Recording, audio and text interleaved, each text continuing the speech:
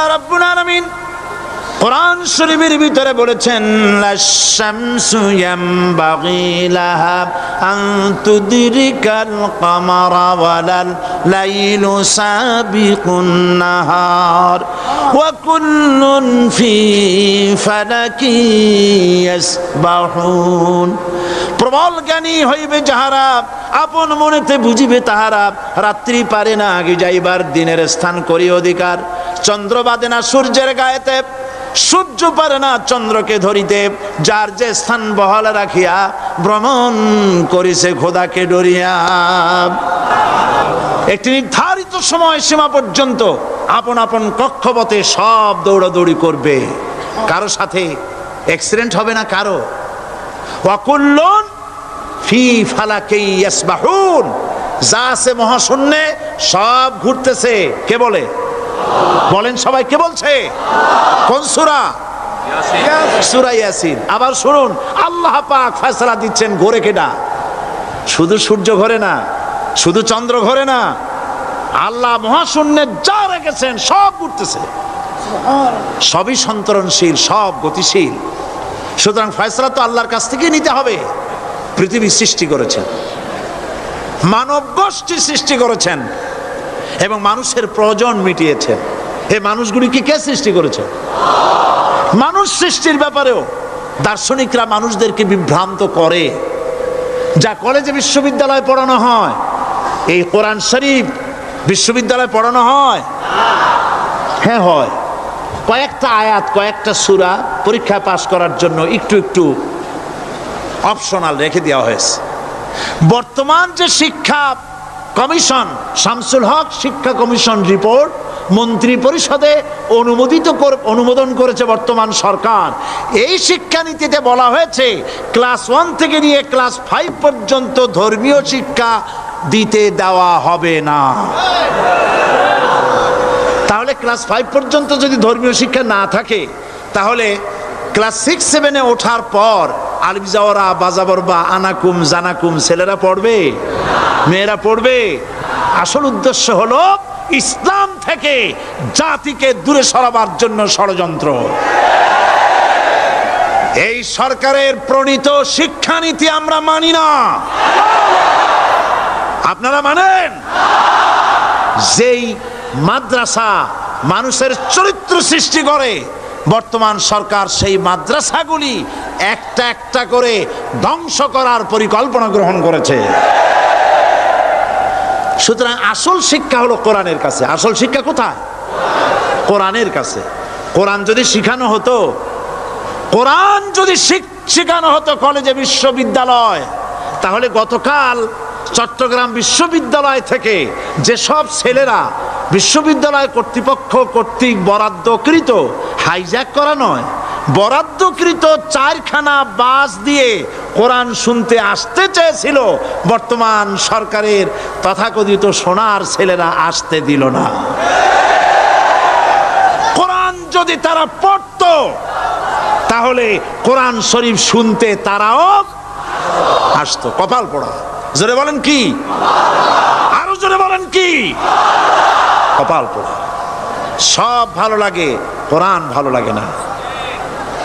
এদেরকে শিখানো হয়েছে, আরে তোমরা তো মানুষ না। বলে আমরা কি? তো তোমাদের ডারউইন বাবাজি বলে নাই, শোনো নাই? কি পড়ো টড়ো তোমরা, বুদ্ধি শুদ্ধি রাখো না। ডারউইন বলেছে, থিওরি অফ ইভলিউশনের মধ্যে বলেছেন মানুষ মানুষ না। বলে কি? মানুষ হলো বান্দর। কপাল পোড়া। কি কপালে লেখা থাকে? কাজে কামে প্রকাশ হয়ে যায়। ডারউইন বলল মানুষ মানুষ না। আল ফ্রয়েড বললেন মানুষ হলো মানুষ, মানুষই ঠিক, তবে মানুষ হলো সেক্স সর্বস্ব জীব। সেক্স সমস্যার সমাধান করলে মানুষের সব সমস্যার সমাধান হয়ে যাবে। কার্ল মার্কস বললেন মানুষ হলো পেট সর্বস্ব জীব, পেট সমস্যার সমাধান করে দিলে সব সমস্যা শেষ। আর ডারউইন বললেন মানুষ মানুষই না, মানুষ কি? বলে বান্দর। ওরাং ওটাং শিম্পাজি আর ব্যাং থেকে মানুষের উৎপত্তি হয়েছে। আমি যখন জীবনের প্রথম শিম্পাজি দেখলাম, ওরাং ওটাং দেখলাম, তখন আমি মনে করেছি যে ডারউইন খামোখা ভুল করে নাই। এইটা দেখেই ও মনে করেছে যে এই হচ্ছে আমার মাতামহের গোষ্ঠী। এ হলো পিতামহের গোষ্ঠী।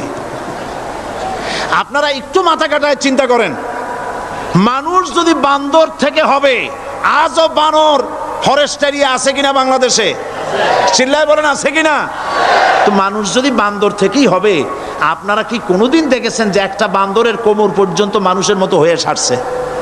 আর কিছুদিন গেলেই পুরা মানুষ হয়ে যাবে, গলা পর্যন্ত মানুষের মতো হয়ে গেছে, আর কদিন গেলেই মানুষ হয়ে যাবে। দেখছেন কখনো? আচ্ছা আপনারা বলেন, পাবদা মাছ আপনারা চট্টগ্রামে কি বলেন? পাবদাই বলেন। পাবদা মাছ দেখতে কি মাছের মতো লাগে? বোয়াল মাছের মতো। কোন পাগলে কি বলছে কথা যে বোয়ালের পূর্বপুরুষ পাবদা? পাবদাগুলি পুটি টুটি খাইয়া খাইয়া আস্তে আস্তে বোয়াল হয়ে গেছে, এ কথা কেউ বলে? আচ্ছা, শোলের যে ছোট সাইজ, শোল মাছ, গজাল মাছ, এর যে ছোট্ট সাইজ ভর্তা করে খায়, শুটকি বানায় খায়, ওগুলোর কি বলে? টাকি মাছ। এই টাকি মাছ দেখতে শোল মাছের মতো। কেউ পাগলকে আজ পর্যন্ত বলেছে যে শোল মাছের পূর্বপুরুষ টাকি, টাকিগুলা সার মার খাইয়া আস্তে আস্তে শৌলে পরিণত হয়ে গেছে? কেউ বলেছে কখনো? ডারউইন কয় বোতল খাইয়া যে এই মতবাদ লিখছে আল্লাহই ভালো জানে, যে বান্দরের থেকে মানুষ আবিষ্কার হয়েছে। নাউজুবিল্লাহ। এগুলি পড়ানো হয় কলেজে, বিশ্ববিদ্যালয়, তাই আমাদের সোনার ছেলেরা বান্দরামি করে। ওদের যদি পড়ানো হইতো তোমরা বান্দরের গোষ্ঠী নও, তোমরা মানুষ, মর্যাদা কার বেশি, বান্দরের না মানুষের? এ পৃথিবীর প্রথম মানুষকে আদম আলাইহিস সালাম। আদম হইছেন কি দিয়ে? মাটি দিয়ে। আল্লাহ রাব্বুল আলামিন যিনি মানুষ সৃষ্টি করেছেন, তিনি কোরআন শরীফের ভিতরে বলে দিয়েছেন, আমি প্রথমেই বলেছি, আপনারা লক্ষ্য করুন, এই কোরআন তাবিজের কিতাব নয়, এই কোরআন তদবিরের কিতাব নয়, ঝাড়ফুঁকের কিতাব নয়। কোরআন হলো পৃথিবীর মানুষের জন্য কোড অফ লাইফ, পূর্ণাঙ্গ জীবন বিধান। সব কিছু আল্লাহ পাক কোরআনের ভিতরে বলে দিয়েছেন, কোনো জিনিস বাদ দেন নাই। আপনি আমি কেমনে সৃষ্টি হয়েছি আল্লাহ পাক কোরআনের ভিতরে বলেছেন, ইন্না খালাকনাকুম মিন তুরাবিন সুম্মা মিন নুতফাতিন সুম্মা মিন আলাকাতিন সুম্মা মিন মুদগা। নিষ্প্রাণ মাটি দিয়ে তোমাকে উৎপন্ন করা হয়েছে, নিষ্প্রাণ মাটির উপাদান দিয়ে তোমাকে তৈরি করা হলো। মায়ের পেটের ভিতরে এক ফোঁটা নাপাক পানি জমাট রক্তে পরিণত হয়ে গেল, জমাট রক্ত আস্তে করে গোস্ত পিণ্ড হলো, গোস্ত পিণ্ডকে সুন্দর করে সাজায়া হাড্ডি গুড্ডি বানায়া স্ট্রাকচার তৈরি করে তার উপরে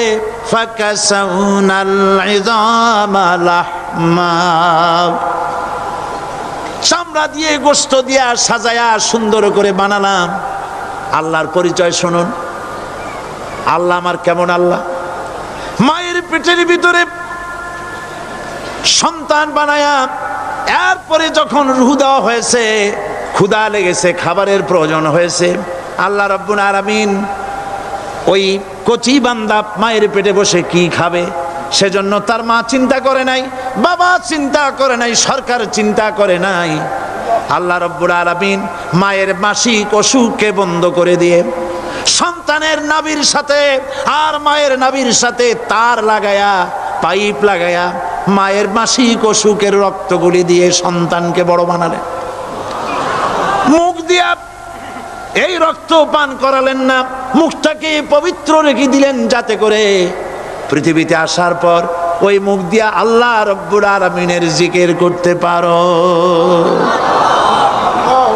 সন্তান মায়ের ভিতরে পেটের ভিতরে বড় হলো, আল্লাহ রাব্বুল আলামিন বলেন মাস দিন যখন পুরা হয়ে গেল, সুম্মা নুখরিজুকুম তিফলা, বাচ্চার আকারে পৃথিবীতে নিয়ে আসলাম। এখন খাবা কি?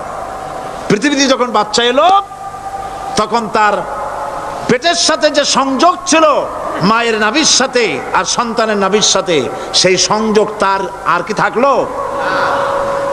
কি করা হলো? কেটে দেওয়া হলো। লক্ষ্য করুন, জন্য একটি মাত্র পাইপ আল্লাহ লাগাইছিলেন। পৃথিবীতে সন্তান আসার সঙ্গে সঙ্গে পাইপটা কেটে দেওয়া হলো।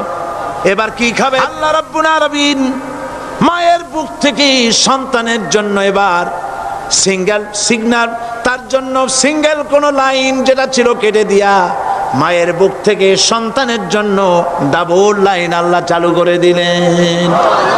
এমন দুধ বানায় দিলেন যা শুধু খাবার নয়, শুধু ফুড ভ্যালু নয়, এই দুধের ভিতরে ক্যালসিয়াম, এর মধ্যে ভিটামিন, এর মধ্যে আয়রন, এর মধ্যে মেডিসিন।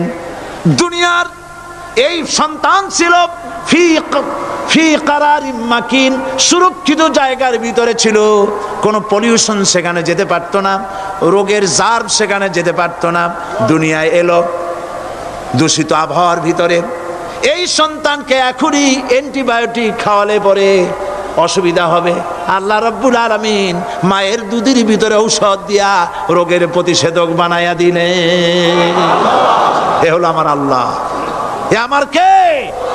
আল্লাহ। জোরে বলেন আল্লাহ। আল্লাহ আল্লাহ রাব্বুল আলামিন মায়ের দুধ দিয়ে সন্তানকে বড় করলেন আর শোনায় দিলেন, খবরদার এই মায়ের সাথে, এই বাপের সাথে নাফরমানি করবি না। মা বাপের জন্য আমার কাছে দোয়া করবে, রব্বির হামহুমা কামা রাব্বায়ানি সগীরা। সবাই পড়েন আমার সাথে, রব্বির হামহুমা কামা রাব্বায়ানি সগীরা। আল্লাহ পাক শিখাই দিলেন বান্দারে আমার কাছে দোয়া করায়, আল্লাহ আমার মা বাপ আমাকে ছোটবেলায় যেভাবে স্নেহের কোলে লালন পালন করেছে, এইভাবে আমার মা বাপদের তোমার রহমতের কোলে লালন পালন করো। মনে থাকবে ভাইরা? বলেন মনে থাকবে? প্রত্যেক নামাজের পরে মা বাবার জন্য দোয়া করবেন, বেঁচে থাকুক আর মরে যাক, দোয়া করবেনই। মনে থাকবে? রব্বির হামহুমা কামা রাব্বায়ানি সগীরা। আবার পড়েন, রব্বির হামহুমা কামা রাব্বায়ানি সগীরা। আল্লাহ পাক মায়ের মর্যাদা এত বাড়াইছেন, সাহাবী প্রশ্ন করেছে, ইয়া রাসূলুল্লাহ খেদমত করব কার? হুজুর বলেন তোমার মায়ের, তারপরে কার? তোমার মায়ের, তারপরে কার? তোমার মায়ের, তারপরে কার? তোমার পিতার। বাপের চাইতে মায়ের মর্যাদা আল্লাহ 3 গুণ বাড়াইয়া দিলেন, 3 গুণ বৃদ্ধি করে দিলেন। হাদিস শরীফে এসেছে, হযরত আবী হুরায়রা রাদিয়াল্লাহু তাআলা আনহু রাসূলের কাছে এসে রাতের বেলায় কাঁদতেছিলেন। হুজুর প্রশ্ন করলেন, আবু হুরায়রা কাঁদো কেন? হযরত আবু হুরায়রা বলছেন, হুজুর মা আমাকে মেরেছে। তিনি প্রশ্ন করলেন, আচ্ছা মা তোমারে মারলো কেন? তুমি কি কোনো বেয়াদবি করছো? তিনি বললেন না, তবে মারলো কেন? হযরত আবু হুরায়রা বলেন, ইয়া রাসূলুল্লাহ আপনার খেদমত থেকে বাড়ি ফিরতে আমার দেরি হয়ে গিয়েছিল। গভীর রাত্রে যখন বাড়ি গেছি, মা আমাকে প্রশ্ন করলেন, বাবা দেরি হলো কেন, কোথায় ছিলি? তাম পৃথিবীর মানুষ যেই কদম মোবারক চুমু দিতে পারলে ধন্য হয়ে যায়, সেই আখিরি জামানার পয়গম্বর নবী মুহাম্মদ রাসূলুল্লাহ সাল্লাল্লাহু আলাইহি সাল্লামের দরবার থেকে আসতে আমার দেরি হয়ে গেছে। ইয়া রাসূলুল্লাহ আমার মা আপনার নাম শুনে তার গা জ্বলে উঠল, তিনি কাফের মুশরিকা।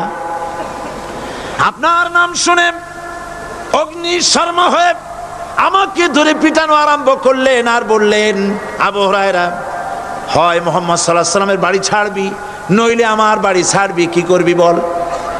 মার খেতে খেতে আমি বললাম, মা তোমার গায়ে যত শক্তি আছে আমারে মারো, তোমার বাড়ি শুদ্ধ, তাম দুনিয়াটা ছেড়ে দিতে পারি, মুহাম্মদ রাসূলুল্লাহর কদম মোবারক ছেড়ে দিতে পারি না। হুজুর আমার মা গলা ধাক্কা মেরে আমাকে বের করে দিয়েছেন। হুজুর বলছেন, আবু হুরায়রা মা তোমাকে মেরেছে আর আমার কাছে নালিশ করছো, আমি তোমার মায়ের কোনো বিচার করতে পারবো না। সুবহানাল্লাহ, এত বড় পাওয়ারফুল নবী, শানওয়ালা, ইজ্জতওয়ালি, বরকতওয়ালি, এত বড় নবী বলছেন মা মেরেছে, আমার করার কিচ্ছু নাই। সুবহানাল্লাহ। তোমার মা মুশরিকা হোক আর যাই হোক তোমার মা। সুবহানাল্লাহ বলেন। আমার বন্ধুগণ, হযরত আবু হুরায়রা বলেন, ইয়া রাসূলুল্লাহ, মায়ের বিরুদ্ধে কোনো অভিযোগ নিয়ে আমি আপনার কাছে আসি নাই। হুজুর বললেন, কেন আসছো বলো খুলে।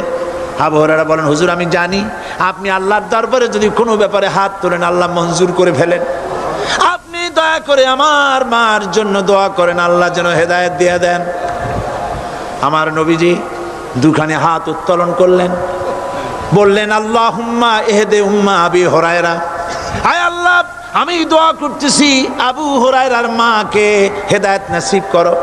হুজুর হাত তুলে মোনাজাত করছেন, আবু হুরায়রা দৌড় দিলেন বাড়ির দিকে। কয়েকজন সাহাবী হযরত আবু হুরায়রার জামা টেনে ধরেছে, এই ভদ্রলোক দৌড়ায় কেন? এত শান্ত মানুষ, কখনো গরম হয়ে কারো সঙ্গে কথা বলে না। এই মানুষটা দৌড়ায় কেন? কোনো বিপদ হইল নাকি? জামা টেনে ধরে বলে, আবু হুরায়রা দৌড়াও কেন? হযরত আবু হুরায়রা বলেন, জামা ছেড়ে দাও, কোনো বিপদ আমার হয় নাই, আমি দৌড়াইয়া বাড়ি যাই দেখতে চাই। আমি দৌড়াইয়া আগে বাড়ি যেতে পারলাম না, আমার নবীর দোয়া আগে আমার বাড়ি চলে গেছে, আমি এটা দেখতে চাই। হযরত আবু হুরায়রা দৌড়াতে দৌড়াতে বাড়ি চলে গেছেন। দরজায় নক করলেন, ভেতর থেকে আওয়াজ এলো, কে? তিনি বললেন, আমি আবু হুরায়রা, মা দরজা খুলে দাও, আমি তোমার সন্তান। মা বললেন, বাবা অপেক্ষা করো, দরজা খুলতেছে। হযরত আবু হুরায়রা বলেন, মায়ের গলার আওয়াজের ভেতরে কুফরি কর্কশতা পেলাম না, মায়ের গলার আওয়াজের ভেতরে তাওহীদের নরমিয়াত পেলাম। আমার কাছে মনে হলো আমি আবু হুরায়রা বাড়ি আসার আগে নবীজির দোয়া আল্লাহর আরশে পৌঁছে গেছে। আবু হুরায়রা বলছেন, মা আমার কিছুক্ষণ পরে ঘরের থেকে বেরিয়ে এসেছেন, আমি দেখলাম মায়ের শরীর ভিজা, মাথার চুল দিয়া পানি টপকাচ্ছে। মা আমার বললেন, বাবারে তোমাকে মারার পর আমি নিদারুণ অনুশোচনায় পড়েছিলাম, মনে মনে ভাবলাম, আহারে আমার সন্তান আমি কেন মারলাম? সে তো কোনো খারাপ কাজ করে নাই, কোনো খারাপ জায়গায় যায় নাই, এত ভালো মানুষ যার সম্পর্কে লোকেরা খামোখাই মিথ্যা কথা বলে, এই ভালো মানুষটার কাছে গেছে, সেজন্য আমি মারলাম কেন? বাবা গো, আমি আমার ভুল বুঝতে পেরেছি, জীবনের ভুলও ধরা পড়েছে, আমাকে জলদি করে নিয়ে চলো বিশ্ব নবীর দরবারে। হযরত আবু হুরায়রার মা রাসূলুল্লাহর খেদমতে এসে ঘোষণা করলেন, আশহাদু আল্লা ইলাহা ইল্লাল্লাহু ওয়াহদাহু লা শারীকা লাহু ওয়া আশহাদু আন্না মুহাম্মাদান আবদুহু ওয়া রাসূলুহু। আমার ভাইয়েরা, আল্লাহ রাব্বুল আলামিন মানুষ সৃষ্টি করে পৃথিবীতে পাঠায় দিলেন, খাবারের ইন্তজাম করলেন, এগুলি সব আল্লাহর পরিচয়। আল্লাহরে চেনার জন্য বড় বড় কিতাব ঘাটা লাগে না, কিসমতে যদি থাকে দুই একটা দৃষ্টান্ত যথেষ্ট হয়ে যায়। সুবহানাল্লাহ, সুবহানাল্লাহ, দুই একটা দৃষ্টান্ত যথেষ্ট। আল্লাহ পাক সমস্ত সৃষ্টি জগৎকে তৈরি করলেন, সৃষ্টি করলেন, আর তাদের খাদ্যের ব্যবস্থা করলেন। কে করেছেন খাদ্যের ব্যবস্থা? খাদ্য দেন আল্লাহ। কিন্তু অহংকারী যারা, তারা বলে দেশের বাম্পার ফলনের জন্য সমস্ত কৃতিত্ব সরকারের। বলেন আস্তাগফিরুল্লাহ, বলেন নাউজুবিল্লাহ। এদের একজন বলছিল, 3 বছর কিছু দিবার পারুম না, লোকেরা কয় আমরা না খাইয়ে থাকুম, আল্লাহ কয় আমিও দেহুম, কদ্দুর পারো না খাইয়ে থাকতে।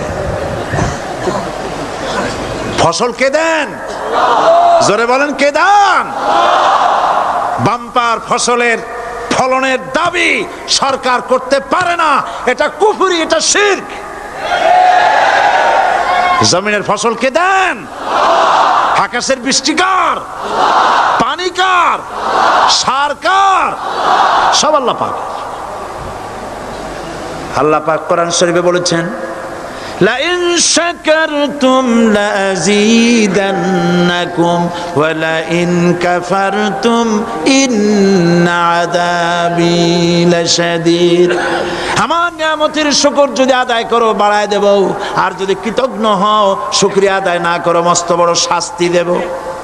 ফসল দেই আমি আর শুকরিয়া আদায় করো তোমার বাজানে, ঠিক কিনা? শুকরিয়া আদায় করে কার? বাজানে।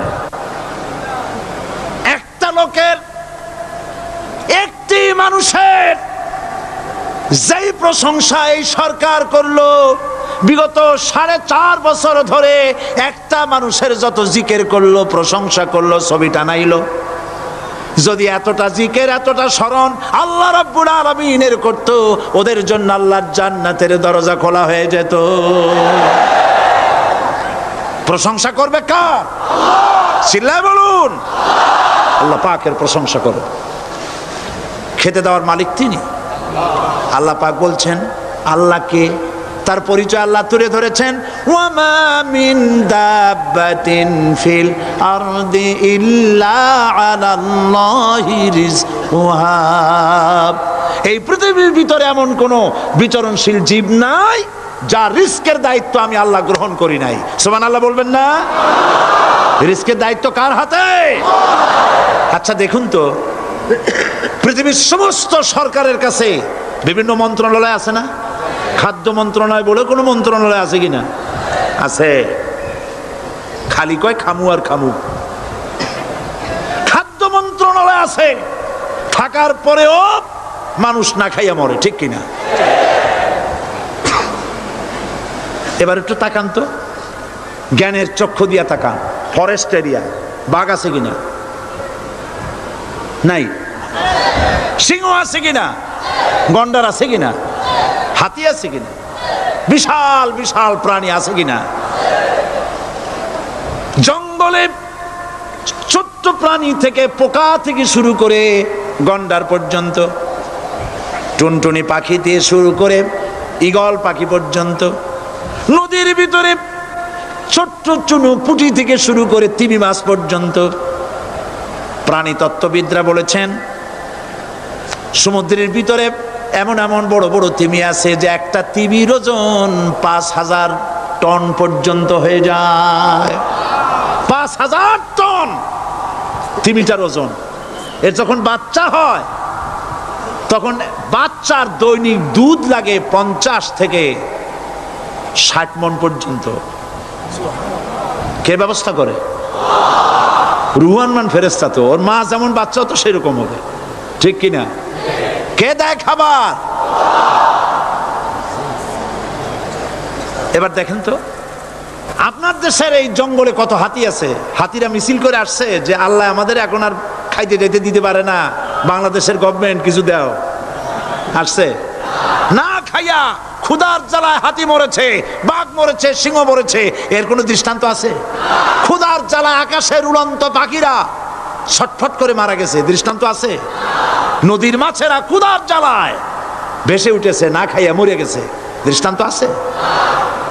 মহান আল্লাহ রাব্বুল আলামিন কোরআন শরীফের ভিতরে বলেছেন অনেক প্রাণী এমন আছে যারা তাদের খাদ্যকে সঞ্চয় করে না, খাদ্যকে জমা করে না, আহরণ করে না। সকালবেলায় একটা খাবার খেলো, দুপুরে কি খাবে তার জানা নাই। শকুন পৃথিবীর মাটি থেকে 3 মাইল উপরে ওড়ে, তার চোখকে আল্লাহ পাক এত তীক্ষ্ণ বানিয়ে দিয়েছেন। এই চট্টগ্রামের কোথায় মরা গরু আছে 3 মাইল উপর দিয়ে দেখতে পায়? সুবহানাল্লাহ করতে ইচ্ছে করে না। এই প্রাণীগুলি খাবারগুলি কোনো গভর্নমেন্ট জোগাড় করে রাখে নাই। আল্লাহ পাক বলেন সবার খাবার আমি দেই। সকালবেলায় সমস্ত প্রাণীগুলি, মহাশূন্যে পাখি, পানির ভিতরে মৎস্যরাজি, জঙ্গলের ভিতরে হিংস্র প্রাণী, পোকামাকড় থেকে শুরু করে সবগুলো খালি পেটে সব বেরিয়ে যায়, কারো কোনো খাবারের মজুদ নাই। সন্ধ্যা হতে না হতে সমস্ত প্রাণীগুলির পেট ভরাইয়া আমি আবার যার যার ঘরে বেরায় দেই। ওয়ামা মিন দাব্বাতিন ফিল আরদি ইল্লা আলাল্লাহি রিজকুহা। সমস্ত প্রাণীর রিজকের দায়িত্ব আমি আল্লাহর হাতে। কে দেয় রিজেক? জোরে বলুন, কে দেন? আল্লাহ পাক। কি খাবেন সব আল্লাহ জোগাড় করে দিয়েছেন। তরি তরকারি জোগাড় করেছেন, মাছ জোগাড় করেছেন, চাউল দিয়েছেন, খাবার দিয়েছেন, গোশত দিয়েছেন, সব দিয়ে দিয়েছেন। আল্লাহ রাব্বুল আলামিন সমস্ত জিনিস দিয়ে মানুষকে আল্লাহ পাক তার জন্য আল্লাহ সব করেছেন। খালাকা লাকুম মা ফিল আরদি জামিআ। এই পৃথিবীতে যা তৈরি করেছে সব তোমার জন্য। এ হচ্ছে আমার আল্লাহ। এ হচ্ছে আমার কে? আল্লাহ। সে আল্লাহ পাক বলছেন, আল্লাহর পরিচয়, তিনি স্রষ্টা, তিনি রিজেক দাতা। এবার আইনদাতা কে? আইনদাতা কে? আরো জোরে বলুন। আইনদাতা আল্লাহ হচ্ছে আল্লাহর পরিচয়। ইনিল হুকমু ইল্লা লিল্লাহ আলা লাহুল খালকু ওয়াল আমর। সৃষ্টি যার, আইন চলবে তার। আমার দেশে আল্লাহর আইন চলছে? আমাদের দেশের কল কারখানা, ক্ষেত খামার, অফিস আদালত আল্লাহর আইন অনুযায়ী চলে? চলে না। বরং আল্লাহর আইনকে মুছে ফেলার জন্য, নিজেদের আইন সৃষ্টি করার জন্য প্রচেষ্টা চালানো হচ্ছে। আল্লাহর আইন মানুষের জন্য সব থেকে বেশি উপযোগী, কারণ সৃষ্টি করেছেন কে? বলেন, কে করেছেন? আল্লাহ। প্রত্যেকটি মেশিন আপনি যা কিনবেন, রেডিও হোক, টিভি হোক, যে কোনো যন্ত্র হোক, গাড়ি হোক, তার সাথে একটা লিটারেচার, একটা বই তার সঙ্গে দিয়ে দেওয়া হয়। ওই বইয়ের মধ্যে লেখা থাকে এটা কিভাবে চালানো হবে, অপারেট করা হবে, তার সিস্টেম লেখা থাকে। আপনার ইচ্ছা মতো চালাইলে হবে না। এই মানব গোষ্ঠীকে সৃষ্টি করেছেন। এখন আপনি যদি আপনার আইন মতো চালান, তা কি চলবে? চলবে না। আপনি আপনার আইন মতো চালাচ্ছেন, ভালোভাবে চলতেছে? চলতেছে না। স্বরাষ্ট্রমন্ত্রী বলতেছেন সন্ত্রাসীদেরকে মাটির তলা থেকে খুঁজে বের করা হবে, কিন্তু নাকের উপর দিয়া ব্রিফকেস চুরি হয়ে যায়, উনি তা ধরতে পারেন না। এই হলো আইন। অনাবরত খুন হচ্ছে, অনাবরত সন্ত্রাসী তৎপরতা চলছে। আর ওনারা বলছেন আগের থেকে এগুলি চলে আসছে, একজনের খুনের বিচার না হইলে এরকম খুন তো হইতেই থাকবে। তাহলে খুনকে, হত্যাকে, সন্ত্রাসকে সরকার জাস্টিফাইড করছেন। নাউযুবিল্লাহি মিন যালিক। এই জন্য আইন হতে হবে আল্লাহর। আইন হতে হবে কার? চিল্লায় বলেন, আল্লাহ পাকের আইন হতে হবে। আমি একদিন পার্লামেন্টে বলেছিলাম, আমার দেশের নেতা নেত্রীরা বারবার হজ করতে যান, উমরা করতে যান, সেখান থেকে আসার সময় কি আনেন? আতর, পাথর, সুরমা আর খুরমা, এই কিছু নিয়ে আসলেন। কিন্তু আমি বলেছি, আপনারা কি কিছু চোখে দেখেন না? পার্লামেন্টে এইভাবে বক্তৃতা করেছে, কিছু চোখে দেখেন না? আমি প্রশ্ন করে আমি আবার জবাব দিচ্ছি, আপনারা যারা হজ করতে যান, উমরা করতে যান, হজের কথাই ধরি, এই হজ করতে যখন যান তখন মুজদালিফায় একটা রাত কাটাইতে হয়। সেটা কোন দিন? ইয়াউমে আরাফার পরের দিন। এই মাঠে দালান কোঠা আছে, এখানে বেড়া আছে, শামিয়ানা আছে, পর্দা আছে, তাবু আছে, কিচ্ছু নাই। লক্ষ লক্ষ নারী আর পুরুষ পাশাপাশি শুয়ে থাকে, তাও সুবহানাল্লাহ কইতে ইচ্ছা করে না। সারা রাত জনে জনে পুলিশ পাহারাদার নাই। কিরকম মেয়ে এলো, চাঁদের সৌন্দর্য হার মানায় দিতে পারে এরকম সুন্দরী, এরকম সুন্দরী নারী, সুদর্শন পুরুষ পাশাপাশি রাস্তার ধারে মরুভূমির ভিতরে সারা রাত কাটাচ্ছে। ইয়াউমে আরাফার পরের রাতটা একটা রাত পুরা। এভাবে চলতেছে বছরের পর বছর, শতাব্দীর পর শতাব্দী, সহস্রাব্দীর পরে সহস্রাব্দী। আমি প্রশ্ন করি, পৃথিবীর ইতিহাসে কেউ কি এমন কথা বলতে পেরেছে, লিখতে পেরেছে যে মুজদালিফার রাতে সেখান থেকে 10টা নারী হাইজ্যাক হয়েছে, 5টা নারী লাঞ্ছিত হয়েছে, বলতে পারবে? গভীর রাত্রে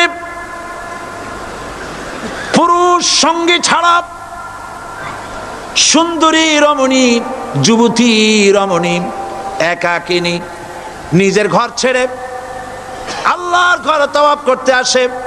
তাওয়াফ সেরে তাহাজ্জুদের নামাজ পড়ে আল্লাহর কাছে মোনাজাত করে একা একা হাজার হাজার লাখো পুরুষের ভিতর থেকে আপন ঘরে ফিরে যায়। কারো বাবার হিম্মত নাই একবার তাকায় সে তো রূপ উপভোগ করার জন্য আবার তাকায়, অথবা তার আঁচল ধরে টান মারে। আছে ইতিহাস? কথা কন না কেন? সুন্দরী একটা মাইয়া মক্কা থেকে মদিনা থেকে পাওয়া যায় না, 15 দিন হয়ে গেছে। হয়েছে কখনো? এবার জবাব দেন, কেন হয় না? কেন হয় না? আমার দেশের মেয়েরা রাস্তা দিয়ে হাঁটতে পারে না। হাই স্কুল মেয়েদের, হাই স্কুল মেয়েদের কলেজ যখন ছুটি হয়, তথাকথিত সোনার ছেলেরা গেটের সামনে এতিমের মতো কাড়ায় থাকে। অনবরত হাইজ্যাক হচ্ছে, ধর্ষণের সেঞ্চুরি হচ্ছে। আর ওখানে হয় না কেন? ওখানে হয় না এই কারণে এই কোরআনের আইন আল্লাহ রাব্বুল আলামিন যে আইন দিয়েছেন, ওখানে আইন বলবৎ আছে। আছে নাকি? আছে কিনা? কোন পুরুষ কোন নারীকে ধর্ষণ করেছে যদি প্রমাণিত হয়, সে যদি ফাহাদের ছেলে হয় আর ফাহাদের মেয়েও হয়, কোরআনের শাস্তি হলো পাথর মেরে উড়াইয়া দাও। তাকে জানিয়ে দেওয়া হবে রেডিও টিভির মাধ্যমে, জেনাকারের ব্যভিচারীর শাস্তি হবে। চতুর্দিকে হাজারো লোকেরা দাঁড়াবে, হাতে পাথর নিয়ে পাথর মেরে তাকে তার গোশত হাড্ডি বাতাসের সাথে উড়ায় দেবে।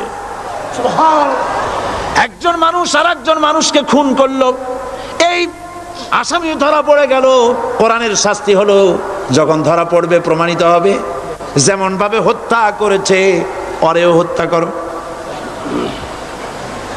এই দৃশ্য, এই আইন যদি বাংলাদেশে যদি এই আইন চালু হয়ে যেত, খুনের আসামি ধরা পড়েছে জেনার আসামি, প্রকাশ্য ময়দানে এলো, সাক্ষী প্রমাণে কোর্টে প্রমাণিত হলো সত্যি সে খুনি। এই বিশাল আউটার স্টেডিয়ামের মাঝখানে খুনি কি দাঁড় করাও, চতুর্দিকে হাজারো লাখো মানুষ থাকুক, রেডিও টিভির ক্যামেরা কার্যকর হবে, পত্র পত্রিকার সাংবাদিকরা আসবে, তরবারির এক আঘাতে খুনির কল্লাটা উড়ায় দাও, দেহটা নিঃসাড় হয়ে জমিনে পড়ে যাবে। এই দৃশ্য যারা দেখবে স্বচক্ষে, রেডিওতে, পত্র পত্রিকায়, আর 1 বছরের ভেতরে খুন করার হিম্মত কারো কলিজায় উঠবে? জেনাকারের পাথর মেরে উড়িয়ে দেওয়ার শাস্তি যদি চোখে কেউ দেখে, জেনা করার পুলক আর জাগবে? এটা নাম আল্লাহর আইন। এই আইন কার? এই আইন কার? এই আইন যতদিন পর্যন্ত বাংলার মানুষের, মুসলমানদের উপরে কার্যকরী না হচ্ছে, এই দেশে কার্যকরী না হবে, ততদিন পর্যন্ত হত্যা, ধর্ষণ, খুন বন্ধ হবে না। বন্ধ হবে? সুতরাং এই আইন হচ্ছে কার? আরো জোরে বলেন, আল্লাহ রাব্বুল আলামিন। মহান আল্লাহ রাব্বুল আলামিনের এই আইন অনুযায়ী যদি দেশ চলে, মানুষ শান্তি পাবে, চুরি বন্ধ হবে, ডাকাতি বন্ধ হবে, জেনা বন্ধ হবে, হত্যা ধর্ষণ বন্ধ হয়ে যাবে। নবীজি এমন একটি আইন চালু করে দিয়ে, কোরআনের বিধান চালু করে দিয়ে এমন একটা সমাজ চালু করেছিলেন, যেই সমাজ সম্পর্কে হুজুর নিজে বলেছেন, খায়রুল কুরুনে কারনি, সর্বশ্রেষ্ঠ যুগ হলো কার যুগ? আমার যুগ। সুবহানাল্লাহ বলেন। রাসূলের যুগ হলো সর্বশ্রেষ্ঠ যুগ। সেই কোরআন, সেই হাদিস আজও আছে না নাই? বলেন জোরে, আজও আছে না নাই? সেই কোরআন এবং সুন্নাহ দিয়ে দেশ শাসন হোক, এটা কি আমরা চাই? কারা কারা চাই দু হাত উঁচু করে দেখা।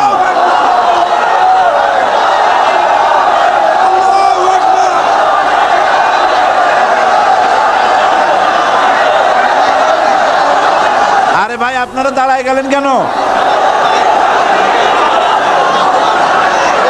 বসেন বসেন। আমি তো একটা স্লোগান দিতে বললাম, হাত দেখতে চাইছি আমি, মাথা দেখতে চাই নাই। এই সুযোগে কোমরটা সোজা করে নিলেন। আচ্ছা বসেন, আর মহব্বতের সাথে জিকির করেন লা ইলাহা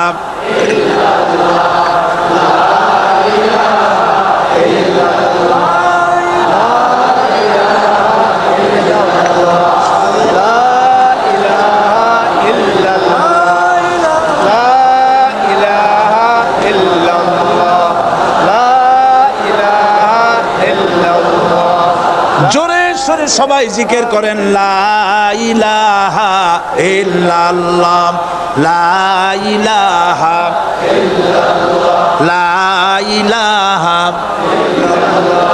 লা ইলাহা ইল্লাল্লাহু মুহাম্মাদুর রাসূলুল্লাহ। বসুন, আমরা মুনাজাত করব।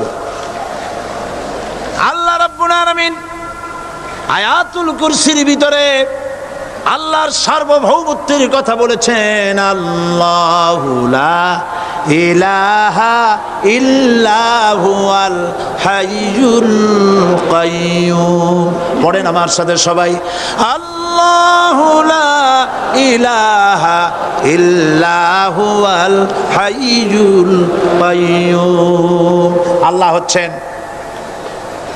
যিনি ছাড়া কোনো ইলাহ নাই, তিনি শাশ্বত চিরঞ্জীব। সুবহানাল্লাহি ওয়া বিহামদিহি। আগামীকাল এর বাকি অংশ আমি আপনাদের সামনে আলোচনা করব ইনশাআল্লাহ। জোরে বলেন ইনশাআল্লাহ। দাঁড়ানো ভাইরা বসেন। আপনাদের পাশে যারা দাঁড়িয়েছেন অনুরোধ করে বসায় দেন। বলেন যে আর 5টা মিনিট বসেন, আল্লাহর রাস্তায় হাঁটেন না। হ্যাঁ বলেন বলেন, আপনারা যে আল্লাহর রাস্তায় হাঁটেন না, বসেন, সবাই বসেন। এত বড় মাহফিলের মুনাজাত, সুবহানাল্লাহ বলেন। চট্টগ্রামের ইতিহাসের শ্রেষ্ঠ মাহফিল, চিল্লায় বলেন সুবহানাল্লাহ। গোটা বিশ্বের কোরআনের শ্রেষ্ঠ মাহফিল, বলেন সুবহানাল্লাহ। যারা বলেন আলহামদুলিল্লাহ। আগামীকাল এ মাহফিলের আখেরি মুনাজাত হবে ইনশাআল্লাহ। বলেন ইনশাআল্লাহ। আমি আন্তরিকভাবে দুঃখিত, প্রতি বছর আমার মা বোনদের জন্য, চট্টগ্রামবাসী আমার মা বোনদের জন্য আলাদাভাবে তাদের প্রশ্নের উত্তর দেই এবং তাদের সামনে কোরআন হাদিসের কথা আলাদাভাবে বলি। এবছর দিন কম হয়ে গেল বলে মহিলারা, মা বোনেরা বঞ্চিতা হয়ে গেলেন। শিশু কিশোরদের জন্য আলাদাভাবে সমাবেশ করা হয়, তাও বঞ্চিত হয়ে গেল। এই বিশাল তাফসীরুল কোরআন মাহফিলের বরকত থেকে চিটাগংবাসীকে যারা বঞ্চিত করলো, আল্লাহ তাদের হেদায়েত নসিব করে দিন। যদি হৃদয় থাকে, যদি হৃদয় বলে কিছু থাকে, বিবেক বলে যদি কিছু থাকে, আর শরীর যদি মুসলমানের পিওর রক্ত থাকে, তাহলে বাড়ি বসে অনুশোচনা করা উচিত, চোখের পানি ফেলানো উচিত ওই সব লোকের যারা এই বরকতপূর্ণ মাহফিলকে বাধা দিয়েছে। আর যাদের কলজার মধ্যে আল্লাহ মোহর মেরে দিয়েছে, এগুলোর তো হেদায়েত হবে না। যাদেরকে আল্লাহ পাক তৈরি করেছেন জাহান্নামের জন্যে, ওদের কাছে মাহফিল অসহ্য, সহ্যই হবে না। নাউজুবিল্লাহ বলেন। চট্টগ্রামবাসীর জন্য তাফসীরুল কোরআন মাহফিল নিয়ামত। এই নিয়ামত কিয়ামত পর্যন্ত আল্লাহ টিকায় রাখুন, বলি আমিন। আগামীকালের আখেরি মোনাজাতে সমস্ত মুসলমান চতুর্দিক থেকে আল্লাহ পাকের নারা লাগাতে লাগাতে আসবেন। আল্লাহু আকবার, নারায়ে তাকবীর, আল্লাহু আকবার, আল্লাহ। গোটা চট্টগ্রাম, গোটা চিটাগাং শহর আগামীকাল কোরআনের মিছিলের শহর হবে ইনশাআল্লাহ।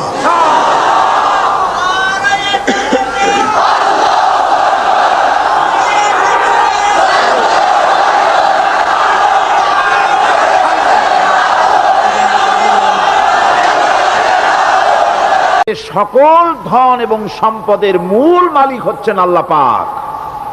সমস্ত ধন সম্পদের মালিক কে? আল্লাহ সুবহানাহু ওয়া তাআলা।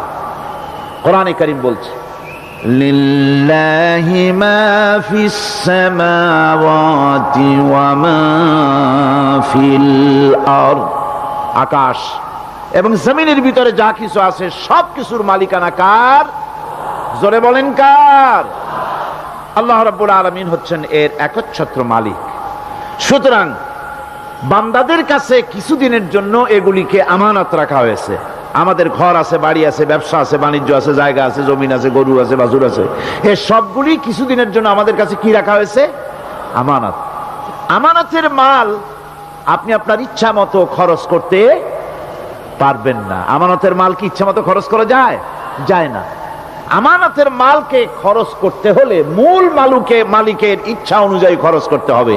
মূল মালিককে আল্লাহ রাব্বুল আলামিন বলছেন, ইন্নাল্লাহা ইশতারা মিনাল মুমিনিনা আনফুসাহুম ওয়া আমওয়ালাহুম বিআন্না লাহুমুল জান্নাহ। আমি আমার মুমিনের জান এবং মালকে খরিদ করে নিয়েছি, বিনিময় জান্নাত দিয়ে দিয়েছি। তোমার কাছে যে জান আছে, মাল আছে, এটা তোমার নয়, এটা আমার আমানত তোমার কাছে। সুতরাং এই আমানত খরচ করতে হবে মূল মালিকের ইচ্ছা অনুযায়ী। সমাজের এক শ্রেণীর লোক প্রচুর বিত্তের মালিক হবে, সমাজের এক শ্রেণীর লোক প্রচুর বিত্ত এবং সম্পদের মালিক হয়ে ভোগ বিলাসের আনন্দের স্রোতে ভেসে যেতে থাকবে, নিজেকে ভাসিয়ে দেবে। আর এক শ্রেণীর লোক অনাহারে অর্ধাহারে কষ্ট করবে। এ বিধান ইসলামের নয়। কেউ থাকবে 10 তলায় আর কেউ থাকবে গাছতলায়, কেউ খাবে পোলাও, কোরমা, বিরিয়ানি, আর কারো কিসমতে মরুচ পোড়াও হবে না। এ বিধান আল্লাহর নয়। ইসলামের বিধান হচ্ছে এই যে আল্লাহ যে সব সম্পদ মানুষকে দান করেছেন, এই সম্পদের ভিতরে বিত্তহীনদের অধিকার রাখা হয়েছে। বিত্তহীন যারা গরিব, যাদের কিছু নাই, তারা আপনার করুণার পাত্র নয়। কি বলেন? তারা কি ধনীদের করুণার পাত্র? কোরআনে কারিমে আল্লাহ বলেন, ওয়াল্লাযীনা ফী আমওয়ালিহিম হাক্কুল লিসসাইলি ওয়াল মাহরুম। ধনীদের সম্পদের ভেতরে গরিবদের, বিত্তহীনদের অধিকার রয়েছে। সে অধিকার আদায় করে দাও। দান করা এমনি দিয়ে দেওয়া এক জিনিস,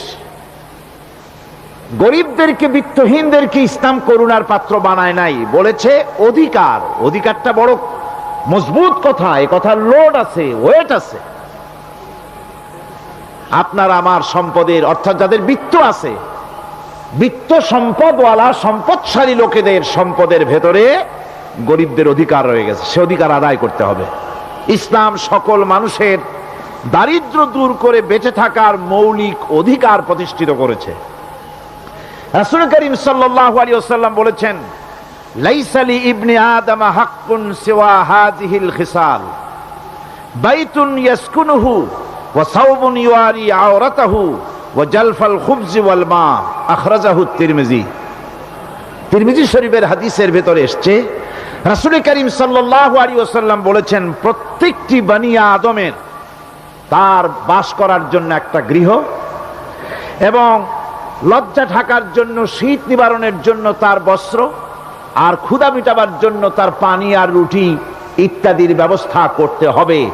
চাই সে মুসলমান হোক আর হিন্দু হোক আর খ্রিস্টান হোক, বনি আদম, আদমের সন্তান যে মানুষ, যে তার এই অধিকার ইসলাম প্রতিষ্ঠিত করেছে। আজ বলা হচ্ছে খাদ্য বস্ত্র বাসস্থান সমাধান দেবে অমুকরা তমুকরা, এরকমের স্লোগান হয় না? ওরা দিতে পারবে না, ওরা দিতে পারে নাই। খাদ্য বস্ত্র শিক্ষা চিকিৎসা বাসস্থানের গ্যারান্টি দিয়েছে কোরআন, দিয়েছে আল্লাহ রসুল জনাবে মুহাম্মদ রাসূলুল্লাহ সাল্লাল্লাহু আলাইহি ওয়াসাল্লাম। ইসলাম অর্থনৈতিক নিরাপত্তার জন্য যে সব পন্থা অবলম্বন করেছে সেটা হচ্ছে যে সমাজের কর্মক্ষম সকল ব্যক্তি রুজির জন্য পরিশ্রম করবে, কেউ বসে থাকতে পারবে না। এটা হচ্ছে ইসলামের নিয়ম, কেউ বসে থাকতে পারবে না। কোরআনে কারীম বলছে ফাইযা কুদিয়াতিস সালাতু ফান্তাশিরু ফিল আরদ ওয়াবতাগু মিন ফাদলিল্লাহ। ফাইযা কুদিয়াতিস সালাত, যখন তোমার নামাজ সম্পূর্ণ হয়ে গেল, ফান্তাশিরু ফিল আরদ, ছড়িয়ে পড়ো আমার জমিনের উপরে, ওয়াবতাগু মিন ফাদলিল্লাহ, আর আমার অনুগ্রহ অনুসন্ধান করো। রুজি কামানো কোনো খারাপ জিনিস না। কেউ মনে করে সারাদিন বসে বসে আল্লাহর জিকির করব, কেউ দুনিয়াটারে ঝামেলা মনে করে জঙ্গলে চলে যেতে চায়, এটা নিয়ম না।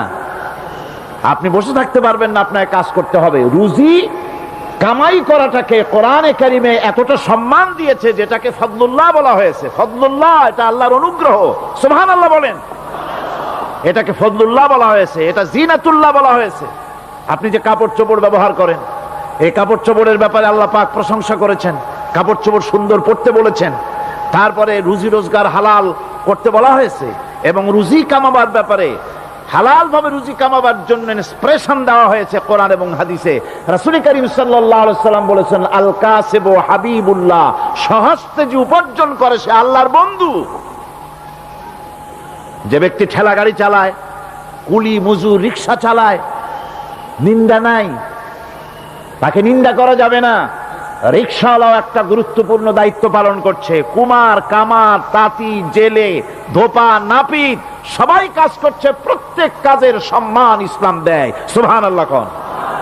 সমস্ত কাজের সম্মান আছে, শুধুমাত্র সম্মান নাই চুরির কাজের, ডাকাতির কাজের, সন্ত্রাসের কাজের, চাঁদাবাজির কাজের, মাস্তানির কাজের। এই সব কাজ নিন্দনীয় এবং এই সব কাজ নিতান্ত বাজে কাজ। এ কাজের কোনো সম্মান নাই।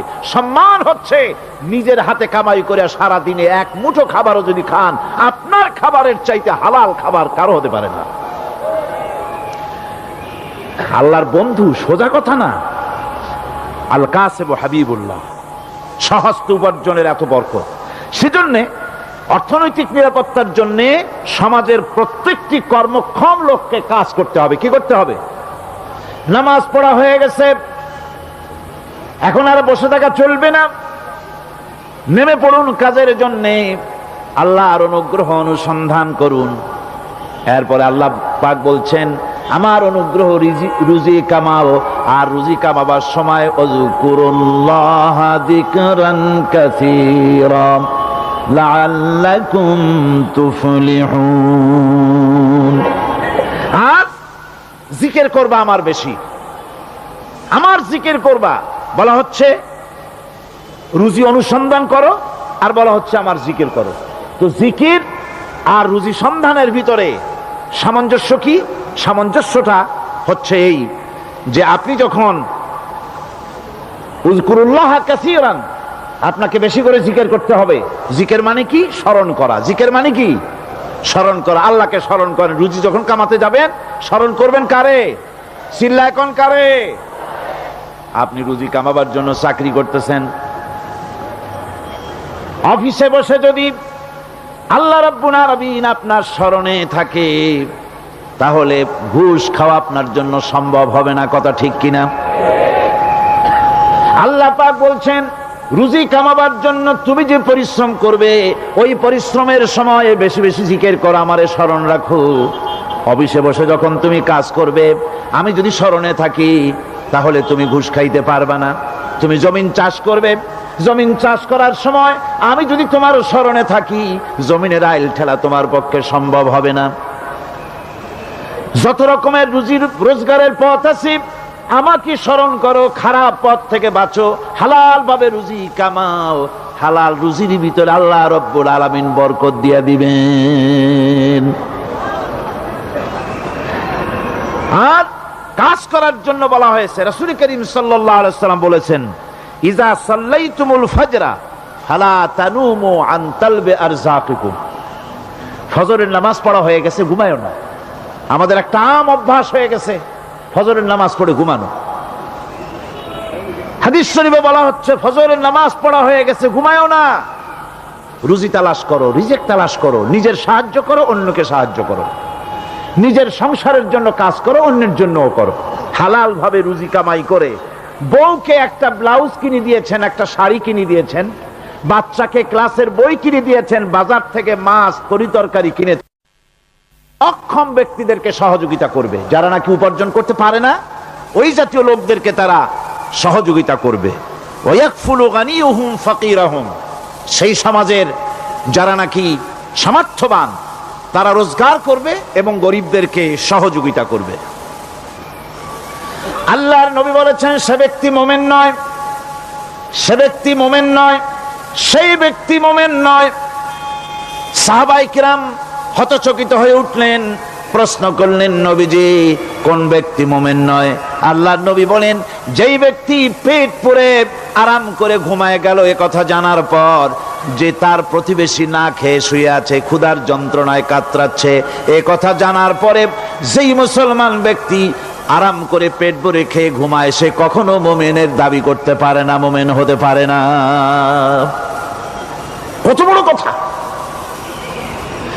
ইসলাম মানুষকে তাগিদ করেছে তার প্রতিবেশীর উপরে লক্ষ্য রাখার জন্য, তার প্রতিবেশীকে লক্ষ্য রাখার জন্য, গরিব মানুষের প্রতি লক্ষ্য রাখার জন্য। রাসূল করিম সাল্লাল্লাহু আলাইহি ওয়াসাল্লাম বলছেন, আইয়ু রাজুলিন মাতা দিয়ান বাইনা আগনিয়ায় ফাকাদ বারিয়াত মিনহুম জিম্মাতুল্লাহি ওয়া রাসূলি।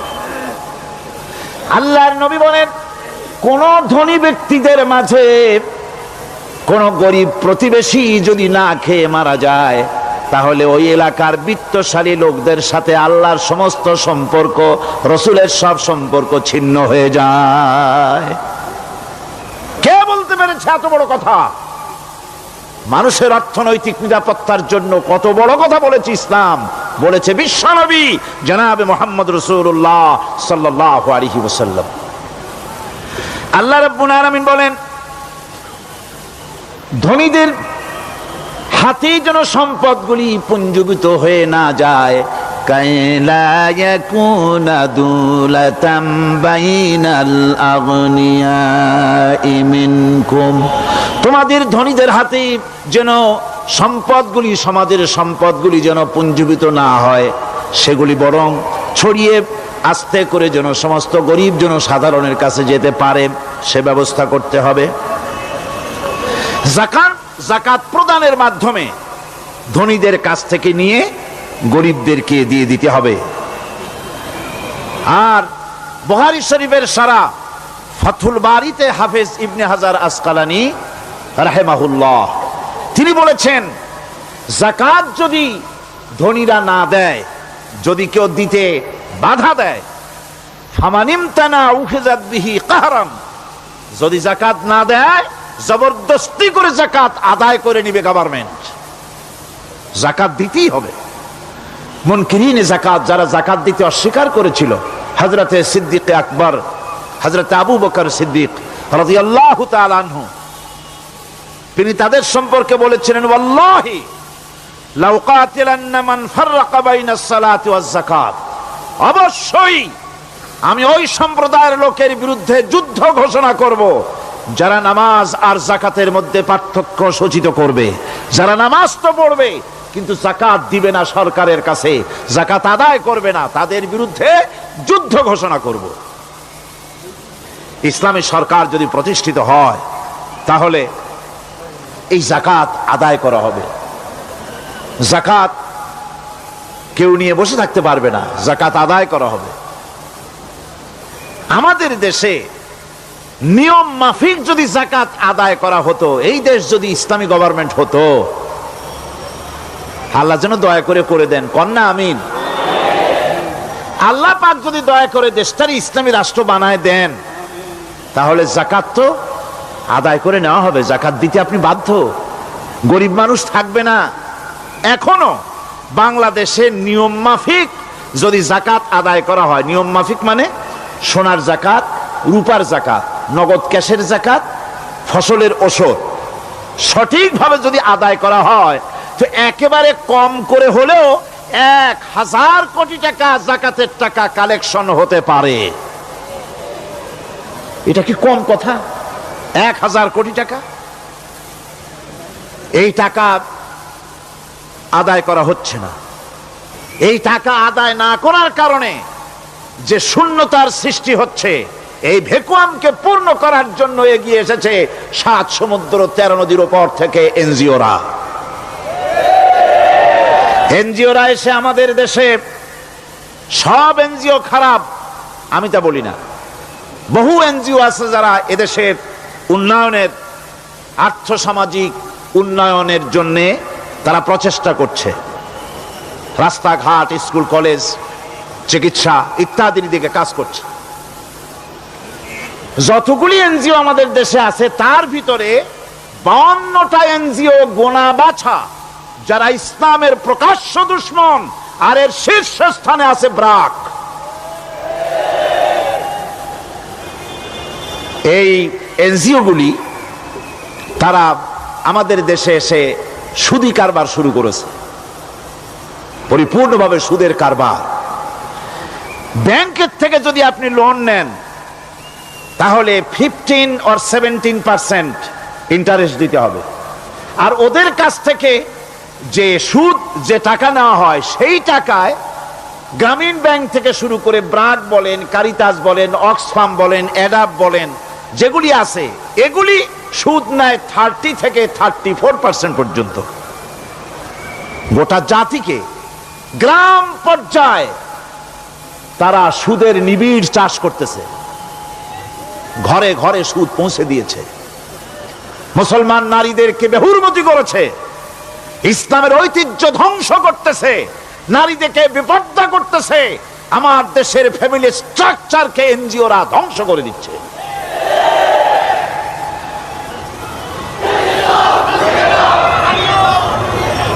সুতরাং এনজিওরা এই সুযোগটা পেত না। যদি যাকাত কালেকশন করা হতো, আর যাকাত দিয়ে, যাকাত যে সব জায়গায় খরচ করতে হয়, সেই খরচ করার জায়গাগুলিতে সঠিকভাবে যদি ব্যয় করা হতো, এই অবস্থা হতো না। বাংলাদেশে সম্পদের অভাব নাই।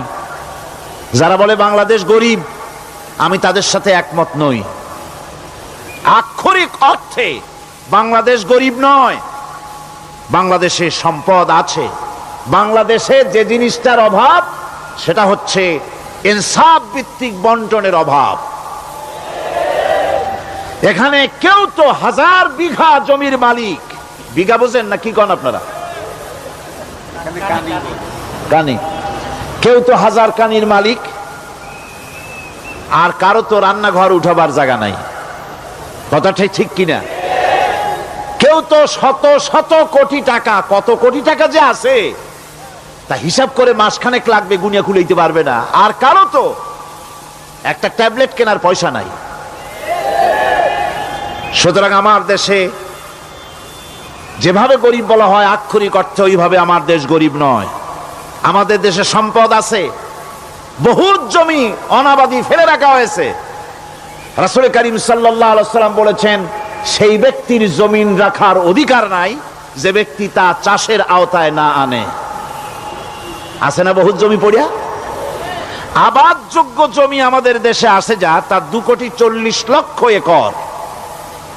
আমাদের ভূমি সম্পদ রয়েছে, বনজ সম্পদ যা আছে সেটা হচ্ছে 32,53,860 একর জুড়ে বিরাট বনজ সম্পদ আমাদের আছে। ভূমি সম্পদ আছে, বনজ সম্পদ আছে।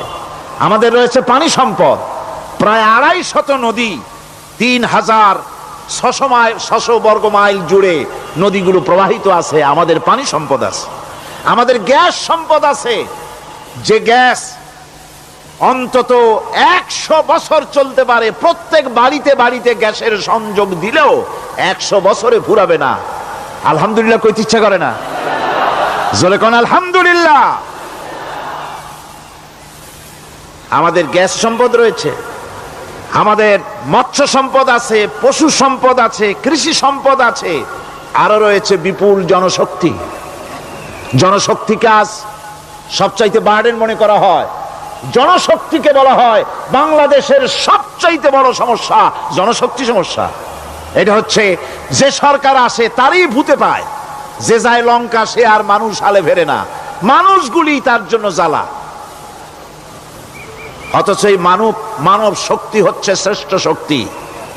ইউনিভার্সিটি জনমের মতো না বাড়াইয়া, এখন তো ইউনিভার্সিটি দাবি করতেছে সকলে, গ্রামে গঞ্জে থানায় রান্নাঘরে সব জায়গায় কয় আমাদের ইউনিভার্সিটি দাও।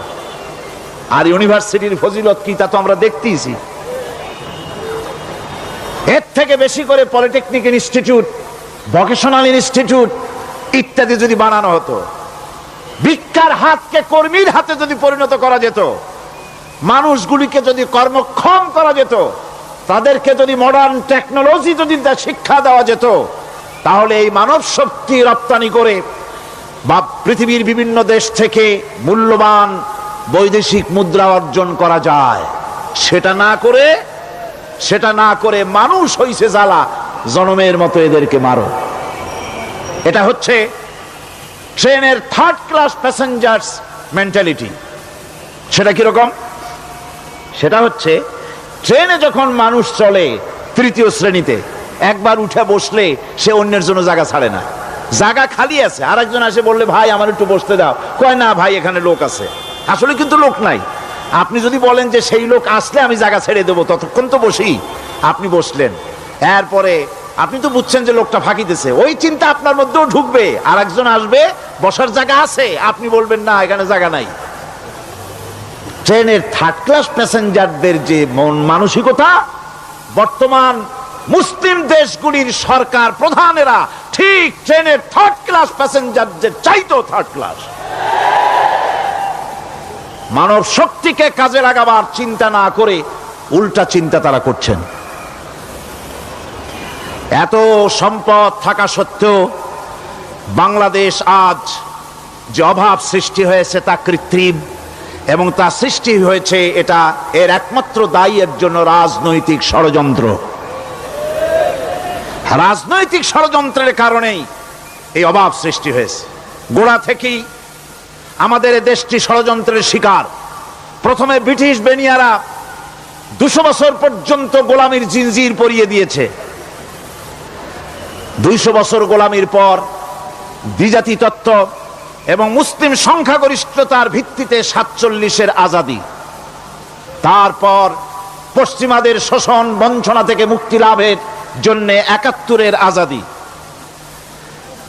এরপরে দেশের 90% হচ্ছে মুসলমান। 90% কারা? চিল্লায় বলেন না কারা? পৃথিবীর এই দ্বিতীয় বৃহত্তম মুসলিম জনগোষ্ঠীকে খ্রিস্টান আর ইহুদিরা তারা চেয়েছে জনগণকে খ্রিস্টান বানাতে। আমাদের দেশের জনগণকে তারা চায় খ্রিস্টান বানাতে। যারা কমিউনিস্ট তারা চায় আমাদেরকে নাস্তিক বানাতে। আর পার্শ্ববর্তী দেশের পেইড এজেন্ট যারা আমাদের দেশে আছে তারা চায় পৃথিবীর নিকৃষ্টতম কুফরি মতবাদ, ধর্ম নিরপেক্ষ মতবাদের মাধ্যমে গোটা জাতিকে ধর্ম থেকে দূরে সরিয়ে দিতে চায়। সুতরাং এই ষড়যন্ত্রের শিকার হয়ে আছে বাংলাদেশ। বাংলাদেশের এই আর্থসামাজিক প্রেক্ষাপটে ইসলামের বিধান ছাড়া, আল্লাহর দেওয়া বিধান ছাড়া এর কোনো মুক্তি নাই, এর নাজাতের কোনো পথ নাই। আল্লাহ রাসূল ক্ষমতা আরোহণ করলেন, রাষ্ট্রের মালিক হলেন, প্রেসিডেন্ট হলেন। রাসূলুল্লাহ কি হলেন? আল্লাহর নবী প্রেসিডেন্ট হলেন। সমাজের গরিব দুঃখীদের ব্যাপারে নবীজি বললেন, মান তারাকা মালান ফালওয়ারাসাতিহি ওয়া মান তারাকা দিয়ান আও কুল্লা ফালিয়াতিনি ফাইন্না মাওলাহু, রাওয়াহুল বুখারী। নবীজি বলেন, যে ব্যক্তি মারা গেল, মরে যাওয়ার পর তার যে সম্পদ থাকবে, এই সম্পদগুলি সে যে সন্তান স্ত্রী পুত্র যাদের রেখে গেছে তা তাদের জন্যে। আর যদি সে ঋণগ্রস্ত, যদি ঋণ অবস্থায় সংসারকে রেখে যে থাকে, তাহলে তার ঋণের বোঝা, ঋণের পরিশোধের দায়িত্ব আমি মুহাম্মদ সাল্লাল্লাহু আলাইহি ওয়াসাল্লাম নিয়ে নিলাম। সমাজের যার কোনো অভিভাবক নাই, তার অভিভাবক আমি মুহাম্মদ সাল্লাল্লাহু আলাইহি ওয়াসাল্লাম। যার কোনো অভিভাবক নাই, সেজন্য আমার কাছে চলে আসে। ইসলামী রাষ্ট্র এই বিধান পেশ করেছে। এর চাইতে সুন্দরতম বিধান পৃথিবীতে আর কেউ দিতে পারে নাই। সেজন্য সেই সমাজে চুরি বন্ধ হয়েছে, ডাকাতি বন্ধ হয়েছে, জেনা বন্ধ হয়েছে, সব বন্ধ হয়ে গিয়ে সুন্দর একটি সমাজ প্রতিষ্ঠিত হয়েছিল। আর রাসূল বলেছিলেন, খাইরুল কুরুনে কারনি, সর্বশ্রেষ্ঠ যুগ হলো আমার যুগ। সুবহানাল্লাহি বিহামদিহি। মানুষ দরজা খুলে ঘুমায়েছে, কারো ক্ষুধার কষ্ট নাই, পড়ার কষ্ট নাই, খাবারের চিন্তা নাই, চুরি ডাকাতির ভয় নাই, ভয় মুক্ত। ওই যে গতকাল বলেছিলাম, যেমন একটা সমাজ আসবে, খাব্বাব চিন্তা করো না, আমি কসম করছি এমন একটা সমাজ প্রতিষ্ঠিত হবে যেই সমাজে চুরি ডাকাতি জেনা ব্যভিচার হত্যা ধর্ষণ কোনো ভয় থাকবে না। লা ইয়াখাফু ইল্লাল্লাহ, আল্লাহ ছাড়া কারো কোনো ভয়, মনের ভিতরে ভয় থাকবে না। ওয়ালাকিন্নাকুম তাস্তাজিলুন, তোমরা বড্ড তাড়াহুড়ো করতেছো, বেসবর হচ্ছ, সবর করো, তাড়াহুড়ো করো না। এমন সমাজ আসবে। রাসূলুল্লাহ এরকম একটা সমাজ গোটা পৃথিবীবাসীকে উপহার দিতে পেরেছিলেন না পারেন নাই? পেরেছিলেন কিনা? সেই কথাই আল্লাহ রাব্বুল আলামিনের কথার সঙ্গে বার মিলান। লাইসাল বিররা আন তুওয়াল্লু বুজুহাকুম কিবালাল মাশরিকি ওয়াল মাগরিব, পূর্ব পশ্চিমে কত মাথা ঘুরালে, চেহারা ঘুরালে, এটাই কিন্তু তোমার পুণ্যবান হওয়ার জন্য, নেককার হওয়ার জন্য যথেষ্ট নয়। বরং যথেষ্ট হলো আল্লাহর প্রতি ঈমান আনো, কিতাবের প্রতি, পরকালের প্রতি, ফেরেশতার প্রতি, নবীদের পরে ঈমান আনো। আর আল্লাহর মহব্বতে, আল্লাহর প্রেমে উদ্বুদ্ধ হয়ে আর একটা বড় কাজ করো, সেটা হলো ওয়াতাল মালা আলা হুব্বিহি যাবিল কুরবা ওয়াল ইয়াতামা ওয়াল মাসাকিন ওয়াবনাস সাবিল ওয়াস-সাইলিনা ওয়া ফির রিকাবি ওয়া কামাস সালাতা ওয়া আতাজ যাকাত ওয়াল মুফুনা بعهدهم إذا عاهدوا والصابرين في البأساء والضراء وحين البأس أولئك الذين صدقوا وأولئك هم المتقون।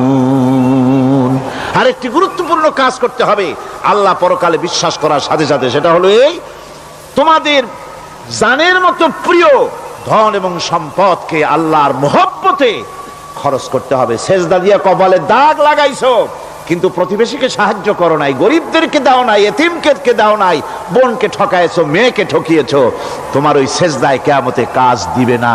প্রকৃতপক্ষের নেককার পুণ্যবান হওয়ার জন্যে গরিব জনসাধারণকে সহযোগিতা করতে হবে। এরপরে মাঝখান থেকে যেটা বাদ দিয়েছিলাম, বলেছিলাম নামাজ এবং যাকাত। আমি যাকাতটা কালকে আগে নিয়ে এসেছিলাম, নামাজটা ছিল আগে। সেই নামাজটা যেহেতু আলাদা একটা বিষয় হবে, আর যাকাতটা সাদকার সাথে সামঞ্জস্য আছে, সেই জন্য যাকাত আর সাদাকার কথাটা একসঙ্গে মিলাই বলেছিলাম। এখন শুরু করছি নামাজ। সালাত, সালাত এর আবিধানিক অর্থ হচ্ছে কোন জিনিসের দিকে মুখ ফিরানো। সালাতের অর্থ হচ্ছে নিকটবর্তী হওয়া, মুখ ঘুরানো, মুতাওয়াজ্জা হওয়া। ওই যে হযরত ইব্রাহিম আলাইহিস সালাম বলেছিলেন, ইন্নী ওয়াজ্জাহতু ওয়াজহিয়া লিল্লাযী ফাতারাস সামাওয়াতি ওয়াল আরদ। জানেন আপনারা? পড়েন, ইন্নী ওয়াজ্জাহতু ওয়াজহিয়া লিল্লাযী ফাতারাস সামাওয়াতি ওয়াল আরদা হানিফা ওয়া মা আনা মিনাল মুশরিকিন। নিশ্চয় আমার মুখ ঘুরায় দিলাম কার দিকে? যিনি আকাশ এবং জমিনের স্রষ্টা, সব কিছুর মালিক যিনি, তার দিকে আমি মুতাওয়াজ্জা হলাম। নামাজের অর্থই হচ্ছে মুতাওয়াজ্জা হওয়া, মুখ ঘুরিয়ে দেওয়া, চেহারা ঘুরিয়ে দেওয়া। আর নামাজের আরেক অর্থ হচ্ছে নিকটবর্তী থেকে আরো নিকটবর্তী হওয়া। আমরা কি নিকটবর্তী হতে চাই? না বুঝলে কবেন কি? নিকটবর্তী হইতে চাই কার? আল্লাহর। আমরা কি আল্লাহর নিকটবর্তী হতে চাই? আল্লাহ রাব্বুল আলামিন বলেন, নিকটবর্তী হতে হলে ওয়াসজুদ ওয়াকতারিব, সেজদা দাও আর সেজদার মাধ্যমে আমার নিকটবর্তী হয়ে যাও। সেজদা দিলেই আল্লাহর নিকটবর্তী হওয়া যায়। কোন সুবহানাল্লাহ। সাহাবী, আল্লাহর নবীর সাহাবী প্রশ্ন করেছেন, নবীজি, বান্দা কখন আল্লাহর নিকটবর্তী হয়ে যায়? নবীজি বলেছেন, বান্দা যখন সেজদা দেয় তখন আল্লাহর বান্দার মাঝে কোনো হিজাব থাকে না, একদম আল্লাহ পাকের নিকটবর্তী হয়ে যায় বান্দা যখন সেজদায় পড়ে যায়। সুতরাং নামাজ হচ্ছে নিকটবর্তী হওয়া, সালাত এটা হচ্ছে নিকটবর্তী হওয়া। নামাজ ফরজ হওয়ার কারণ হচ্ছে এই যে মানুষ আল্লাহর বান্দা বা গোলাম হিসেবে সৃষ্টি হয়েছে, তাই একমুখী হয়ে রবের বন্দিগি করা এটা হচ্ছে তার স্বাভাবিক একটা প্রকৃতি। আল্লাহ রাব্বুল আলামিন এই প্রকৃতির দাবি মিটাবার জন্যই নামাজের ব্যবস্থা করেছেন। মানুষের ফিতরাত, মানুষের নেচার, মানুষের ফিতরাত হচ্ছে এই যে কারো না কারো কাছে মাথা নত করা, হাত জোড় করা, মাথা নত করা, সার্বভৌমত্বের মালিক কাউকে মনে করা। হাত জোড় করতে হলে, মাথা নত করতে হলে, সার্বভৌমত্বের মালিক হিসেবে কাউকে গ্রহণ করতে হলে আল্লাহর বিকল্প কেউ আছে নাকি? ইসলামের মূল দাওয়াতটা হলো ফিতরাত অনুযায়ী দাওয়াত দেওয়া হয়েছে, মানুষ যেন মাথা নত করে, গোলামি করে। এজন্য আল্লাহ রাব্বুল আলামিন বলেছেন যে আমি মানুষ এবং জিনকে সৃষ্টি করেছি, তার কারণটাই হলো মা খালাকতুল জিন্না ওয়াল ইনসা ইল্লা লিয়াবুদুন। মানুষ আর জিন জাতিকে সৃষ্টি করা হয়েছে ইবাদতের জন্য, গোলামির জন্য। ইবাদত আর গোলামি এটাই করতে হবে, গোলামি করতে হবে, দাসত্ব করতে হবে। আর এই দাসত্ব, আল্লাহর আনুগত্যই গোলামির দাওয়াত দিয়েছেন দুনিয়ার সব নবীরা। কোন নবী বলেন নাই যে আমার গোলামি করো। কেউ বলেছেন? বলেন জোরে, কেউ বলেছেন? আল্লাহ পাক বলেন, ওয়ালাকাদ বা'আসনা ফি কুল্লি উম্মাতির রাসূলা আন ইবুদুল্লাহা ওয়াজতানিবুত তাগুত। প্রত্যেক জাতির জন্য আমি রাসূল প্রেরণ করেছি, তারা মানুষকে দাওয়াত দিয়েছেন এই কথা বলে যে এক আল্লাহর গোলামি করো, তিনি ছাড়া কোনো ইলাহ নাই, আইনদাতা নাই, বিধানদাতা নাই, তার গোলামি, তার সামনে মাথা নত করে দাও। আর প্রত্যেক নবীর যুগেই নামাজ রোজা শরীয়তের মধ্যে ছিল। নামাজ রোজা কম বেশি প্রত্যেক নবীর জামানাই আল্লাহ পাক এটাকে বাধ্যতামূলক করেছিলেন। নামাজ, রোজা, যাকাত সব নবীদের জন্য বাধ্যতামূলক ছিল, তার উম্মতের জন্য বাধ্যতামূলক ছিল। নামাজ হচ্ছে তাওহীদের অবশ্যম্ভাবী এক বহির্প্রকাশ। তাওহীদের জন্য তাওহীদবাদী মানুষ যারা, তাদেরকে নামাজ আদায় করতেই হবে। আকীদা বিশ্বাসের দিক থেকে তাওহীদ যদি হয় পুরা দ্বীনের মূল উৎস, তাহলে আমলের দিক থেকে নামাজ হচ্ছে পুরা দ্বীনের মূল ভিত্তি। নামাজ হচ্ছে আমলের মূল ভিত্তি। এর বাস্তবায়ন ছাড়া দ্বীন পূর্ণ হয় না। নামাজ মুমিনের কেবলমাত্র একটি উত্তম আমলই নয়, বরং নামাজ হচ্ছে ইমানের মূল ভিত্তি। যার কাছে নামাজ নাই তার কাছে কিছুই নাই। রাসূল করিম সাল্লাল্লাহু আলাইহি ওয়াসাল্লাম বলেছেন যে নামাজ যে ব্যক্তি পড়ে না, আল্লাহ পাকের সাথে তার কোনো সম্পর্ক বাকি থাকে না। সুতরাং এই নামাজটা হচ্ছে এই যে একমাত্র একাগ্র চিত্তে আদবের সাথে আল্লাহর সামনে রুজু হয়ে যাওয়া। কোরআনে কারীম বলছে মুনিবিনা ইলাইহি ওয়াত্তাকুহু ওয়াকিমুস সালাতা ওয়া লা তাকুনু মিনাল মুশরিকিন। তোমরা আল্লাহর দিকে রুজু হয়ে যাও এবং তাকে ভয় করে অন্যায় কাজ থেকে বিরত থাকো, আর নামাজ কায়েম করো, মুশরিকদের অন্তর্ভুক্ত হয়ে যেও না। নামাজ কায়েম করা, নামাজের আদেশ কোরআনে কারীমের মধ্যে আল্লাহ পাক বহু জায়গায় করেছেন। ঈমানের পর নামাজই হচ্ছে সবচেয়ে বড় জরুরি। একজন মানুষ ঈমান আনলো, যেমন কালকে একজন ঈমান এনেছে, ঈমান আনার সাথে সাথে তার প্রথম কাজ কি বলুন? বলেন প্রথম কাজ কি?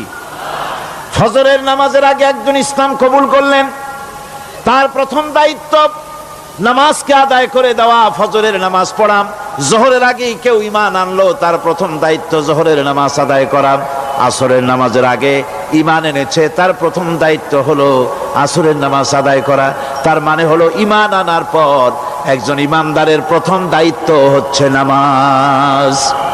গুরুত্বপূর্ণ বিষয়, খুব ভালো করে শুনতে হবে, ইয়াদ রাখতে হবে প্রত্যেকটি মুসলমানের।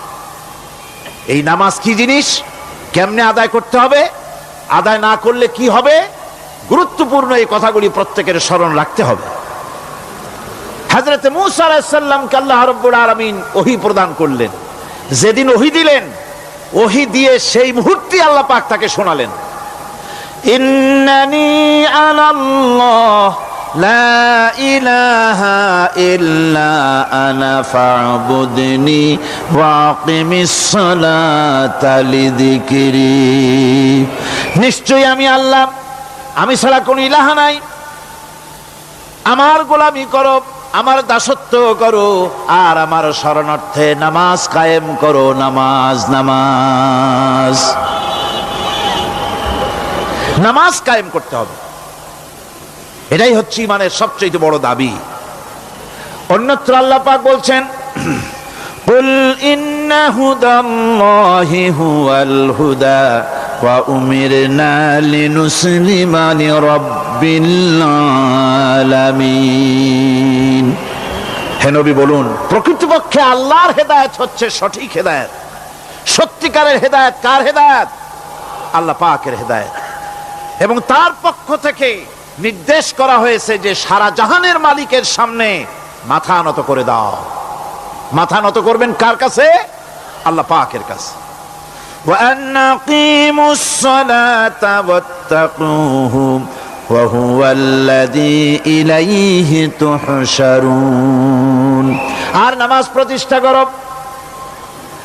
আল্লাহ রাব্বুল আলামিনের ভয়তে সমস্ত অপরাধমূলক কাজ থেকে, অসামাজিক কার্যকলাপ থেকে বিরত থাকেও। আর একদিন মনে রেখো, তোমাদের সকলকেই আল্লাহ রাব্বুল আলামিনের দরবারে উপস্থিত হতে হবে। নামাজ ঈমান থাকা না থাকার প্রমাণ। ঈমান আছে কি ঈমান নাই এর প্রমাণ কি? নামাজ। আল্লাহ পাক বলছেন, ফালা সাদ্দাকা ওয়ালা সাল্লা ওয়ালাকিন কাযযাবা ওয়া তাওয়াল্লা। কিন্তু না সে সত্য মেনে নিল, আর না সে সালাত আদায় করলো, বরং সত্যকে মিথ্যা মনে করে ফিরে গেল। নামাজটাই হচ্ছে একজন মানুষের, সে মুমিন না কাফের তা প্রমাণ করার জন্য, এটাই হচ্ছে মূল কথা। কিয়ামতের দিন মানুষ যে জাহান্নামে যাবে, জাহান্নামের জন্য, জাহান্নামে যে সব কারণে যাবে তার মধ্যে বড় কারণ কালকে বলেছিলাম, দেখি মনে আছে নাকি? বড় কারণ কয়টা? কয়টা? আলহামদুলিল্লাহ মনে আছে। আল্লাহ রাব্বুল আলামিন বলেন, ইয়াতাসাআলুনা আনিল মুজরিমিন। কিয়ামতের দিন অপরাধীদেরকে জিজ্ঞেস করা হবে, মা সালাকাকুম ফি সাকার, জাহান্নামে কেন আসছো? জবাবে তারা বলবে, قالوا لم نك من المصلين ولم نك نطعم المسكين নামাজ পড়ি নাই আর এতিম মিসকিনদের খেতে দেই নাই, এই কারণেই জাহান্নামে এসেছি। কোন নাউজুবিল্লাহ। নামাজ যারা পড়বে না জাহান্নামে যেতে হবে। কোথায় যেতে হবে? কেউ কেউ মনে করতে পারবেন নামাজের ওয়াজ তো বহু শুনছি,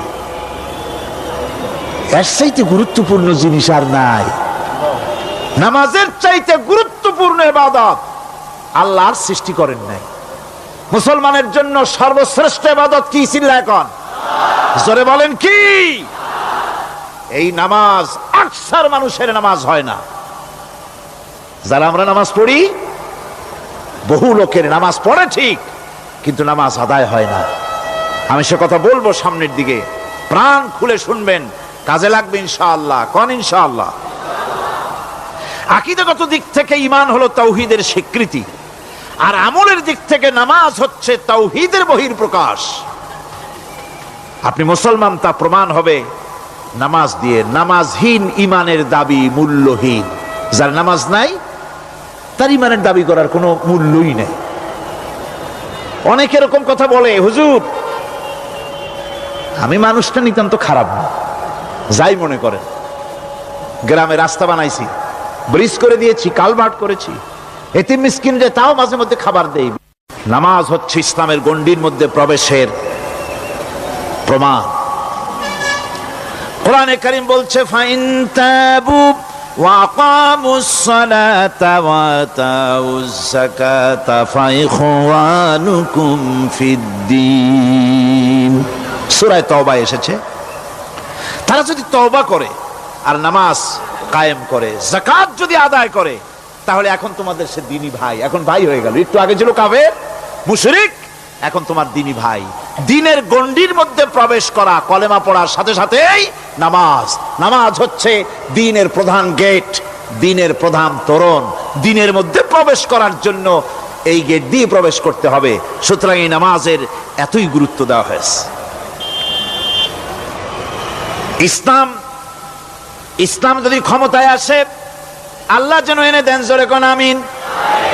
ইসলাম যদি ক্ষমতায় এসে যায়, রব্বুল আলামিন তাফসীরের মাহফিল, কোরআন সামনে নিয়ে আশা করে তোমার দরবারে দোয়া করি, এই বিশাল জনসমুদ্রের দোয়া কবুল করো মাবুদ গো, এই বাংলাদেশকে ইসলামের দেশ বানাইয়া দাও।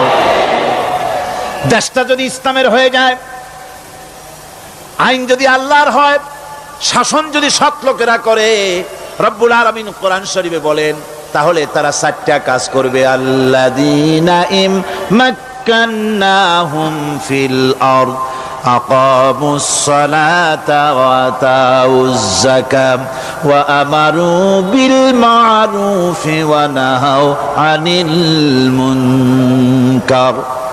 মুমিনরা ক্ষমতায় এসে প্রথম যে কাজটা করবে, প্রথমে ক্ষমতায় এসেই নামাজ বাধ্যতামূলক করবে। প্রথম কি? ওয়াজ নসিহতে অনুরোধ করা হবে না, বাবাজিরা আল্লাহর রাস্তায় নামাজটা পড়ে না।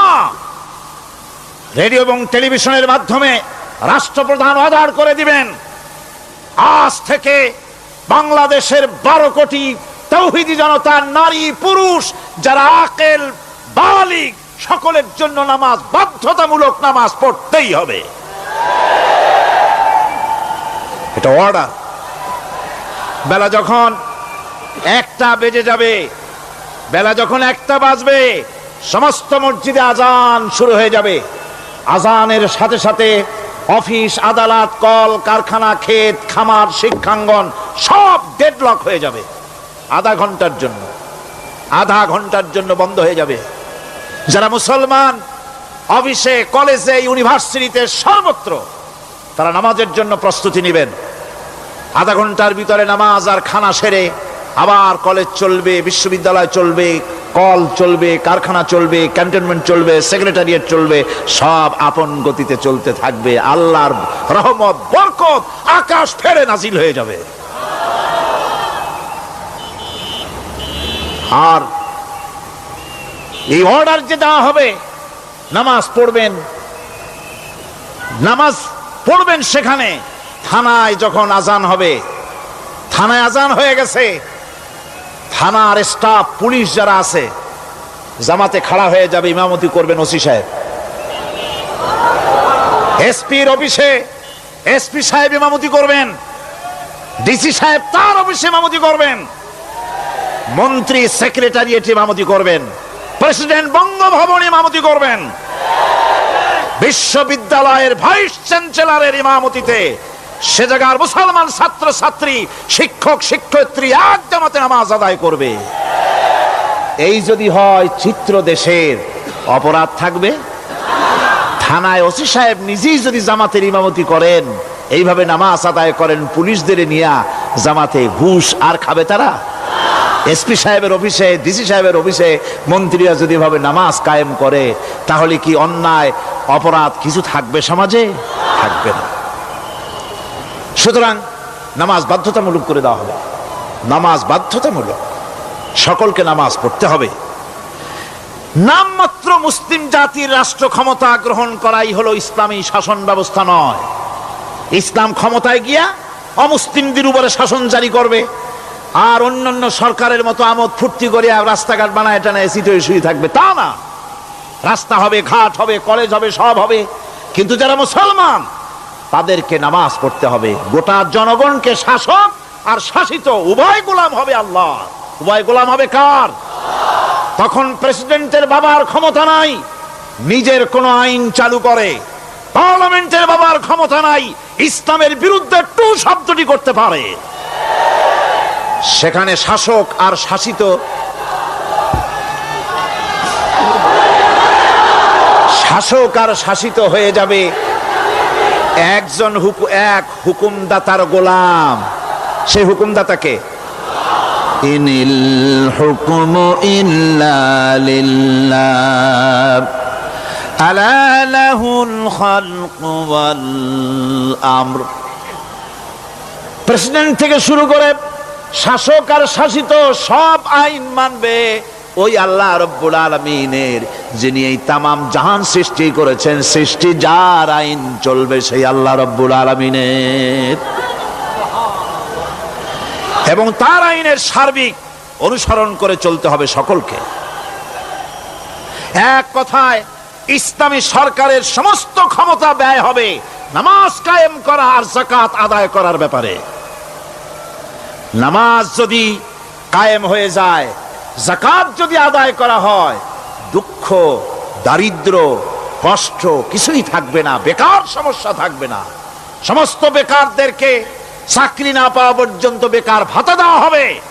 বুড়ো মানুষেরা যখন বুড়ো হয়ে যায়, ছেলের কাছে আদর নাই, বউর কাছে কদর নাই, আর ছেলে বউ বদদোয়া করতে থাকে, বুড়েরা মরে না কেন? আছে না আমাদের সমাজ? ইসলামী সরকার এলে পরে এই বৃদ্ধ মানুষদের ব্যবস্থা করা হবে, তাদের প্রতি এই ধরনের অসদাচরণ কেউ করতে সাহস পাবে না। সুতরাং নামাজ প্রতিষ্ঠা এবং যাকাত আদায় হলেই সমাজের অন্যায় অবিচার যা আছে তার 12 আনাই বিলুপ্ত হয়ে যাবে। কোন আলহামদুলিল্লাহ। তখন চাকরিতে প্রমোশন হবে নামাজের ভিত্তিতে। এখন প্রমোশন হয় কে কত ঘুষ খাইতে পারে, কে কত সরকারের দালালি করে বিবেকের বিরুদ্ধে বিরোধী দলকে বেশি করে পেটাতে পারে, এর উপরে ভিত্তি করে প্রমোশন হয়। ইসলামী সরকার যখন আসবে, ইসলামী সরকার যখন প্রতিষ্ঠিত হয়ে যাবে, তখন চাকরির প্রমোশন নির্ভর করবে তার সুন্দর চরিত্র আর নামাজের পাবন্দির উপরে ভিত্তি করে। সমাজে দুঃখ দুর্দশা থাকবে? যেরকম থাকবে থাকবে। আমার ভাইয়েরা, নামাজ হচ্ছে আল্লাহ রাব্বুল আলামিনের সাহায্য লাভের একমাত্র মাধ্যম। আল্লাহর কাছে যদি সাহায্য পেতে চাই তাহলে নামাজ লাগবে। লাগবে কি কোন? وَلَقَدْ أَخَذَ اللَّهُ مِيثَاقَ بَنِي إِسْرَائِيلَ وَبَعَثْنَا مِنْهُمُ 12 نَقِيًّا وَقَالَ اللَّهُ إِنِّي مَعَكُمْ লাইন আকামতুমুস সালাম। আল্লাহ পাক বলেন, বনি ইসরাইলদের নিকট আমি ওয়াদা নিয়েছিলাম, তোমরা যদি মানুষদেরকে অসামাজিক কার্যকলাপ থেকে যদি তোমরা ফিরাইতে পারো, মানুষদেরকে অসামাজিক কার্যকলাপ থেকে তোমরা ফিরাবে। 12টা গোত্রের জন্য 12 জন নকিব নির্দিষ্ট করে দেওয়া হলো, তাদের দায়িত্ব দেওয়া হলো। মানুষদেরকে, সমাজের লোকদেরকে অন্যায় কাজ থেকে তারা ফিরাবে, ভালো ভালো কাজ করার জন্য তাদেরকে আদেশ করবে, অসামাজিক অধর্মীয় কাজ থেকে বাঁচাবার চেষ্টা করবে। এইটা যদি তোমরা করো তাহলে আমি তোমাদের সাথে আছি। শর্ত হলো একটা, তোমাদেরকে নামাজ কায়েম করতে হবে। নামাজ যদি কায়েম করো, আমার মদদ তোমাদের জন্য অবধারিত হবে। নামাজ প্রতিষ্ঠা করলেই আল্লাহর সাহায্য লাভ করা যায় জীবনের সকল ক্ষেত্রে। নামাজ হচ্ছে অপকর্মের প্রতিবন্ধক। নামাজ পড়লে অন্যায় কাজ থেকে বাঁচার পথ। অন্যায় থেকে বাঁচায় কিসে? নামাজ। আল্লাহ রাব্বুল আলামিন বলেন, উতলু মা উহিয়া ইলাইকা মিনাল কিতাবি ওয়া কিমিস সালাম ইন্নাস সালাতা তানহা আনিল ফাহশাই ওয়াল মুনকার। হে নবী, এই কিতাব তেলাওয়াত করো, যা তোমার প্রতি অবতীর্ণ করা হয়েছে, এই কিতাব তেলাওয়াত করো আর নামাজকে প্রতিষ্ঠা করো। নিঃসন্দেহে নামাজ মানুষকে পাপাচার থেকে বাঁচায়া দেয়। অশ্লীলতা, পাপাচার থেকে মানুষকে বাঁচায় কে? জোরে চিল্লায় কোন কে? নামাজ। এই নামাজ মানুষকে অন্যায় কাজ থেকে বাঁচায় দেয়। নামাজ যে মানুষকে অন্যায় কাজ থেকে বাঁচায়, কেমনে বাঁচায়? আমরা যে নামাজ পড়ি, এই নামাজে তো আমাদেরকে অন্যায় কাজ থেকে বাঁচাইতে পারে না। নামাজি বহুত মানুষ আছে অন্যায় করে, করে কিনা কোন? না করে না? করে। নামাজি অথচ অন্যায় করে।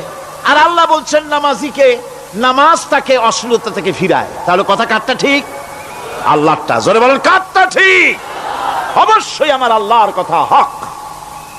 আমি ভুল করতেছি, আমি যেন কোথাও ভুল করতেছি, সামথিং ইজ রং, কোথাও যেন আমরা ভুল করে বসতেছি, সেই ভুলটা কি আমরা আবিষ্কার করতে চেষ্টা করবো ইনশাআল্লাহ। প্রথম যে কথাটা সেটা হচ্ছে এই যে আমরা যা নামাজে পড়ি আমরা তা বুঝি না। কথা ঠিক কিনা? আমি যদি এখন প্রশ্ন করি সামি আল্লাহু লিমান হামিদা অর্থ কি কোন? ফার্স্ট ডিভিশনে কয়েকটা লেটার নিয়ে ফেল করবেন এরকম লোক আছেন না নাই? সুবহান রাব্বিয়াল আলা অর্থ কি জানি না। সুবহান রাব্বিয়াল আযীমের অর্থ কি জানি না। দোয়া কুনুত অর্থ কি জানি না। তাশাহুদ অর্থ কি জানি না। সূরা ফাতিহার অর্থ কি জানি না। এমন কি উজুর মধ্যে কয়টা ফরজ তা অনেকের জানা নাই। কথা কি বেশি বললাম না ঠিক বলছি? একজনের জিজ্ঞেস করলো, মিয়া উজুতে কয় ফরজ? কয় হুজুর কি মনে করেন যে বুঝি জানি না? এটা তো সাধারণ ব্যাপার, বলেন না কয় ফরজ? কয় উজুতে তো 17 ফরজ। কি কি? কয় হাত ধোয়া, পাও ধোয়া, মুখ ধোয়া, নাক ধোয়া, চোখ ধোয়া, জিহ্বা ধোয়া, মাথা ধোয়া। বলতে বলতে গুনে দেখা গেল প্রায় 19টার মতো বলছে। বলা হলো, মিয়া বললেন আপনি উজুতে ফরজ 17টা, কইলেন আপনি 19টা। কয় হুজুর জানি আরো, বলি না আপনাদের ভয়তে। উজু জানে না, নামাজ জানে না, তাকে এই নামাজ কেমনে ফিরাবে অন্যায় কাজ থেকে? কথা বুঝতে পেরেছেন? নামাজে কি পড়ি? নামাজে দাঁড়ায় গেলাম, আল্লাহু আকবার অর্থ কি? চিল্লায় কন্না আল্লাহু আকবার। এরকম না, মুসলমানের মতো গলা ছেড়ে দিয়ে চিৎকার দিয়ে বলেন আল্লাহু আকবার। এই আল্লাহু আকবার, আল্লাহ সর্বশ্রেষ্ঠ, তার চাইতে বড় আর কেউ নাই। এই কথা দিনরাত 24 ঘন্টার ভিতরে শত শতবার বলি, একবার দুইবার না, শত শতবার বলি আল্লাহ সর্বশ্রেষ্ঠ। এই কথা বলার পরেও মনের মধ্যে অন্য কেউ বড় হয়, আল্লাহর বড়ত্ব যেভাবে মুখ দিয়া বলি ওইভাবে কার্যত পালন করি না। নামাজে আল্লাহু আকবার বললাম, এরপরে সানা পড়লাম, তারপরে সূরা ফাতিহা পড়লাম। সূরা ফাতিহার ভেতরে যে সমস্ত কথাগুলি বললাম সেই কথাগুলি বুঝি না, কি বলেছি তাও জানি না। এরপরে সুবহান রাব্বিয়াল আলা বলেছি, সুবহান রাব্বিয়াল আযীম বলেছি, সামি আল্লাহু লিমান হামিদা বলেছি, অর্থ কি জানি না। আল্লাহ তা শুনতে পান, যে ব্যক্তি আল্লাহর প্রশংসা করেন তিনি তা শুনতে পান। নামাজের মধ্যে আইডিয়া দেওয়া হচ্ছে, তুমি যে আল্লাহর জন্য নামাজ পড়তেছো, প্রশংসা করতেছো, এটা এমন নয় যে আল্লাহ পাক দেখছেন না বা শুনতেছেন না। তুমি যা বলতেছো, প্রশংসা করতেছো, আল্লাহ পাক তা শুনতে পাচ্ছেন। সামি আল্লাহু লিমান হামিদা। সুবহান রাব্বিয়াল আলা। আমি মহান সর্বশ্রেষ্ঠ আল্লাহ রাব্বুল আলামিনের পবিত্রতা ঘোষণা করছি, আমি তার প্রশংসা করছি। সূরা ফাতিহার কি আমরা বলি আপনারা ব্যাখ্যা দেখে বুঝে নিয়েন, সেগুলি আমি এখানে বলে বাকি কথা সব শেষ করতে পারবো না। এরপরে আমরা নামাজের মধ্যে দোয়া কুনুত পড়ি। সেই দোয়া কুনুতে যে কি ওয়াদাটা করি, অন্তত আমার তো মনে হয় সাধারণ মানুষের মধ্যে 99.9 লোকেরা জানে না দোয়া কুনুতে কি পড়ে, অর্থ বোঝে না। দোয়া কুনুতের মধ্যে বলা হচ্ছে, আল্লাহুম্মা ইন্না নাস্তাঈনুকা, আয় আল্লাহ আমি তোমার কাছে সাহায্য চাই। কার কাছে সাহায্য চাই? আল্লাহর কাছে সাহায্য চাই। নামাজের ভিতরে বলতেছেন, এই কথা যদি অর্থ আপনি জানতেন যে তোমার কাছে সকল ব্যাপারে সাহায্য চাই তোমার কাছে, এই কথাটা যদি মনে প্রাণে বুঝতেন, তাহলে দুনিয়ায় কোনো মাজারে গিয়া মরা জিন্দা মানুষের কাছে গিয়া নিজের ছেলে মেয়ে চাইতেন না, চাকরির উন্নতি চেতেন না। আপনি নামাজের ভিতরে বলতেছেন আপনার কাছে, আয় আল্লাহ আপনার কাছে সর্বপ্রকারের সাহায্য আপনার কাছে চাই। নামাজের ভিতরে কিসের মধ্যে বলতেছেন? বিশ্বাস যদি করতেন, যদি বুঝতেন, তাহলে যত বড় পীর আসুক দেশ থেকে আর বিদেশ থেকে, সন্তান চাওয়ার জন্য পাগল হয়ে পায়ের উপরে পড়ে থাকতেন না, আল্লাহর কাছেই চাইতেন। কার কাছে চাইতেন? এরপরে বলতেছেন, আস্তাগফিরুকা, তোমার কাছে ক্ষমা চাই, গুনাহ করেছি, অনেক গুনাহ করেছি, তোমার কাছে ক্ষমা চাই, কারণ সাহায্য করতে পারো তুমি, গুনাহ মাফ করতে পারো তুমি। গুনাহ মাফ করার ক্ষমতা কি আছে পৃথিবীর কারো? আকাশে জমিনে আল্লাহ ছাড়া মানুষের গুনাহ কেউ মাফ করতে পারে? এরপরে বলতেছি, অনুমিনু বিকা, আয় আল্লাহ আমি তোমার উপর ঈমান এনেছি, পরিপূর্ণভাবে তোমার উপরে ঈমান এনেছি। ওয়া নাতাওয়াক্কালু আলাইক, আর তোমার উপরেই কেবলমাত্র ভরসা করেছি। ঈমান এনেছি তোমার উপরে, ভরসা করছিও তোমার উপরে। এই কথাগুলি যদি আমরা বুঝতাম, তাহলে আত্মাটা বড় হয়ে যেত, মাথাটা আল্লাহ ছাড়া কারো সামনে নত হতো না। ঠিক না বেটি? আল্লাহ ছাড়া কারো সামনে মাথা নত হতো না। আল্লাহর উপরই ভরসা, তোমার উপর ভরসা করছি, তোমার উপর ঈমান এনেছি। এরপরে বলছি, ওয়ানুসনি আলাইকাল খায়র, সর্বপ্রকার কল্যাণের সাথে তোমার প্রশংসা করতেছি। ওয়ানাশকুরুকা, আর তোমার কৃতজ্ঞতা স্বীকার করছি, আমি তোমার শুকর আদায় করি, সর্ব ব্যাপারে তোমার শুকর আদায় করি। আর কি করি? ওয়ালা নাকফুরুকা, আমি কুফরি করি না, অকৃতজ্ঞ নই, আমি তোমার কৃতজ্ঞ বান্দা, আমি অকৃতজ্ঞ নই। একথা আপনি নামাজের মধ্যে বলেন, কিন্তু কৃতজ্ঞতা স্বীকার করেন না। আল্লাহ যে ছেলে দিয়েছে শুকর আদায় করেন না, আল্লাহ যে সুন্দরী বউ বা ভালো বউ দিয়েছেন শুকর আদায় করেন না, আল্লাহ সন্তান দিয়েছে শুকর আদায় করে না, আল্লাহ রাব্বুল আলামিন চাকরি দিয়েছেন, বাড়ি দিয়েছেন, জায়গা দিয়েছেন, জমিন দিয়েছেন, যৌবন দিয়েছেন, স্বাস্থ্য দিয়েছেন, শুকর আদায় করে না। আল্লাহ পাক বলেন, বান্দারে যে অবস্থায় থাকো শুকর আদায় করো। লা ইন শাকারতুম লাযীদান্নাকুম ওয়া লা ইন কাফারতুম ইন্না আযাবী লাশাদীদ। আমার নিয়ামতের শুকর যদি আদায় করো আমি বেশি করে বাড়ায় দেব, আর যদি শুকর আদায় না করো তাহলে মস্ত বড় শাস্তি রেখে দিয়েছি। সব ব্যাপারে শুকর আদায় করো, আমার নিয়ামতের শুকর আদায় করো। চোখ দিয়া দেখতে পাও, কও আলহামদুলিল্লাহ। মুখ দিয়া কথা বলতে পারো, কও আলহামদুলিল্লাহ। যা খাও মজা লাগে, বলো আলহামদুলিল্লাহ। কাজ করতে পারো, বলো আলহামদুলিল্লাহ। সব ব্যাপারে আল্লাহর শুকর আদায় করতে হবে। শুকরিয়া আদায় করলে রব্বুল আলামিন তারে আরো বাড়ায় দিবেন। এই কথাই বলতেছি, আল্লাহ শুকর করি আর তোমার সাথে আমি কুফরি করি না, কৃতজ্ঞ আমি নই।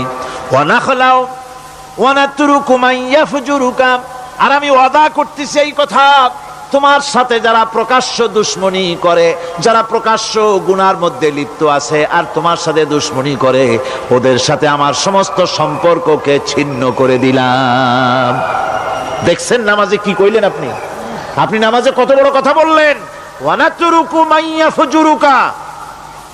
আয় আল্লাহ, আমি ওয়াদা করছি তোমার সাথে যারা দুশ্মনী করে, যারা প্রকাশ্য গুনাহ করে, তাদেরকে আমি পরিত্যাগ করছি, তাদের সাথে আমার কোনো সম্পর্ক নাই। এই কথা বলার পরে আপনার সম্পর্ক কার সাথে একটু চিন্তা করেন তো। আপনার বন্ধু কারা? ইলেকশন আসলে ভোট দেন কাদেরকে? কাদের চা খাওয়ান, কাদের চান্দা দেন? একটু চিন্তা করেন, অঙ্কের সাথে মিলাই নেন।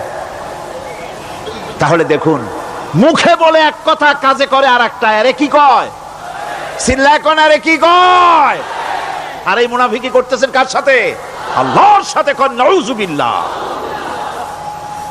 নামাজে কি পড়েন সেটা যদি জানতেন, অবশ্যই আল্লাহ রাব্বুল আলামিনের কথা কার্যকরী হয়ে যেত। ইন্নাস সালাতা তানহা আনিল ফাহশাই ওয়াল মুনকার। নামাজ মানুষকে পাপের কাজ, অশ্লীলতা থেকে ফিরাতে পারে। আল্লাহ ইন্না বসায়ছেন, নিশ্চয়ই, বেশক, অবশ্যই নামাজ পাপ থেকে ফিরাবে। কিন্তু কেমনে ফিরাবে নামাজ তো বুঝি না। নামাজ তো বুঝি না, খালি সেজদা দেয় জনমের মতো। আর সেজদা কি? নামাজে যদি দেখে ইমাম দেরি করতেছে, আত্তাহিয়াত পড়তে দেরি হয়ে যাচ্ছে, পিছন থেকে সিগন্যাল মারে, ঠিক কিনা?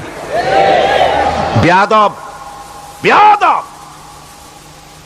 তোমার নামাজ, তোমার আত্তাহিয়াত আগে শেষ হয়েছে, তাতে কি হয়েছে? চুপ করে বসে থাকো। ইমামকে কাশি দিয়া সতর্ক করার অধিকার তোমার নাই। যদি ইমামকে সতর্ক করার জন্য কাশি দিয়ে থাকো, তোমার নামাজ ফাসেদ হয়ে যাবে। এটা ফাজলামি করার জায়গা না, এটা নামাজ। এর নাম কি? ধীরে সুস্থে নামাজ পড়তে হবে। অনেকে মসজিদটালে মনে করে জেলখানা, ঢুকতে যত দেরি, বেরোতে পারলে যেন বাসে যান ছটফট করে। সিনেমার মধ্যে গিয়ে ঘন্টার পর ঘন্টা বসে থাকে, খারাপ লাগে না?